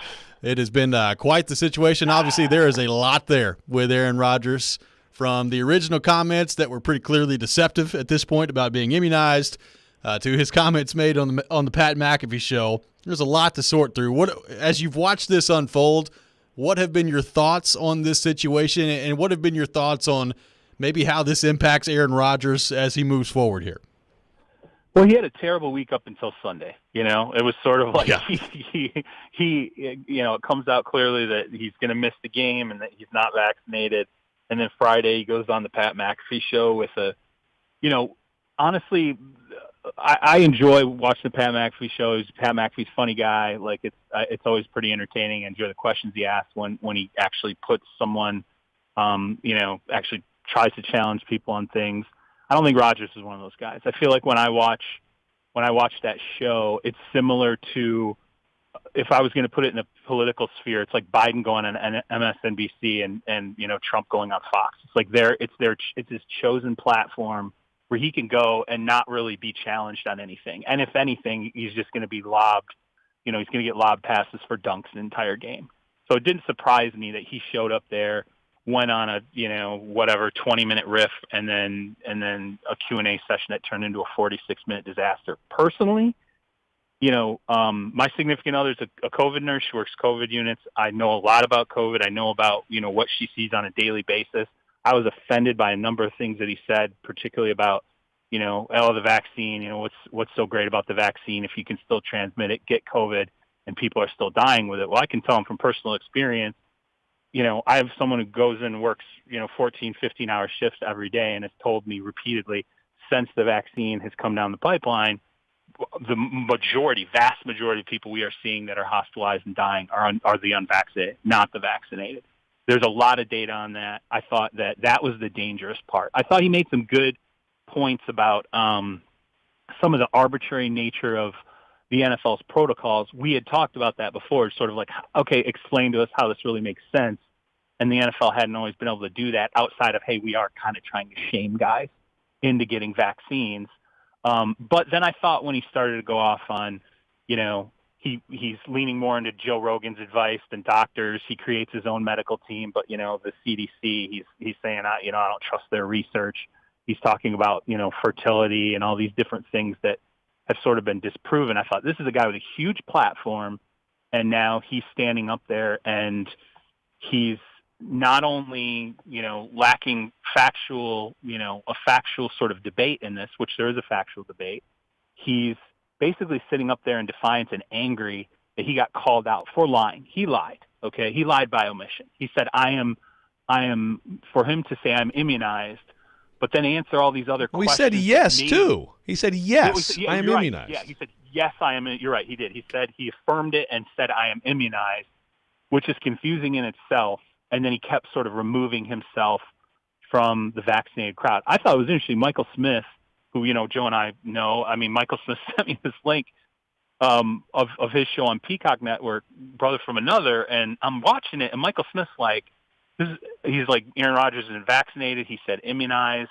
Pay attention to his words. And I'm looking at this. I'm like, was this show from Friday? It was from August 27th. Really? And I said, wait a minute. I was like, you knew this like almost, 2.5, 3 months ago? He's like, yeah. He was like, I knew it the day after. He said, and literally, I retweeted the clip because I'm like, this is crazy. He literally caught Rodgers in exactly what he was doing the day after he did it. And I just don't think a lot of us noticed because we were in the throes of everybody being asked. And I personally thought people had been using immunized as sort of interchangeable term for vaccination, which clearly They do. Right. Some do, Wow. but then some don't. Some are using it as cover, and I think Rodgers got caught in that.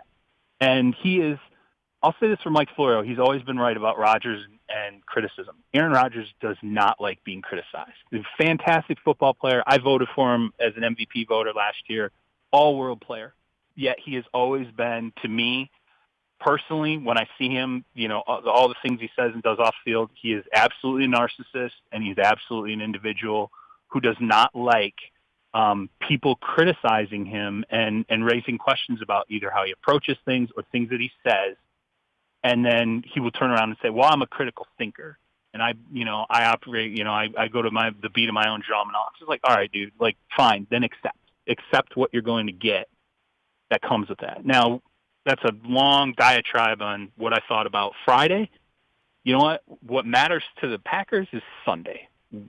Jordan Love went out there against a defense in the Kansas City Chiefs has played a little bit better recently, but, isn't a unit that's not beatable at this point. And I thought he looked completely ineffective. I saw a guy where I was like, he is nowhere near ready to ever take this team over the remainder of this season, yet alone next year. And I thought, if you're a Packers fan, regardless of what you believe with Aaron Rodgers and the whole vaccination thing, and frankly, I think he'd be probably elected governor tomorrow if he ran. Football-wise, we can't kid ourselves. Like, football-wise, he is the best shot for that team to make a Super Bowl. He is by far, he's a top 5 quarterback in the league. He's still an MVP caliber player. And, Love had his opportunity to sort of put his foot in the ground and say, hey, I'm the future beyond this. He didn't do it. And I think Brian Gutekunst, the general manager there, who really was leaning into Love, being the guy that would take the team over moving forward, he has to sit there and go, I don't think this is happening. We're going to have to keep moving forward with Rodgers and figure out this offseason how to, keep him in the fold. Charles, one team you mentioned earlier that I am intrigued by. It's just so hard with the results in this league. Like you said, it's just insane. I mean, I watched a lot of the Dallas game, and I'm like, what is going on here? Arizona beats Arizona. You take Kyler Murray and DeAndre Hopkins off the field, and in my mind, I'm like, San Francisco, talented team. I respect Kyle Shanahan as a coach. I know what his record is. We're moving the Super Bowl year. Seems like a game at the very least should be a game. Yeah. It's just, like you said, the Denver-Dallas game, the Buffalo, the Buffalo-Jacksonville. It's just like every week I'm like, what am I doing here? I don't understand any of these teams. Well, and the Bengals have been involved in some of these, right? They go just absolutely trash the Ravens, and they lose to the Jets and Browns. But that's the team that intrigues me, and I've kind of been on them all year, and they've had their issues. But do you think that maybe Sunday was a sign that Cleveland is on the comeback? And do you buy that they're going to be better without Beckham? And also, let me just tack onto that, who's getting Beckham today? Okay, well, we'll answer the last question first. Odell, I suspect he's going to pass through waivers, given that Cleveland fielded one call on him, and it was only the Saints, and the Saints basically were like, can we get him for nothing, and you pay all of his salary? When they were like, no, the Saints are like, well, then we're not even going to make an offer. That's how that call went between the Saints and the Browns. No one else called for for the remaining $7.25 million. No one was interested in picking him up for a nothing pick. And so I think it's hard for me to believe that, I guess Seattle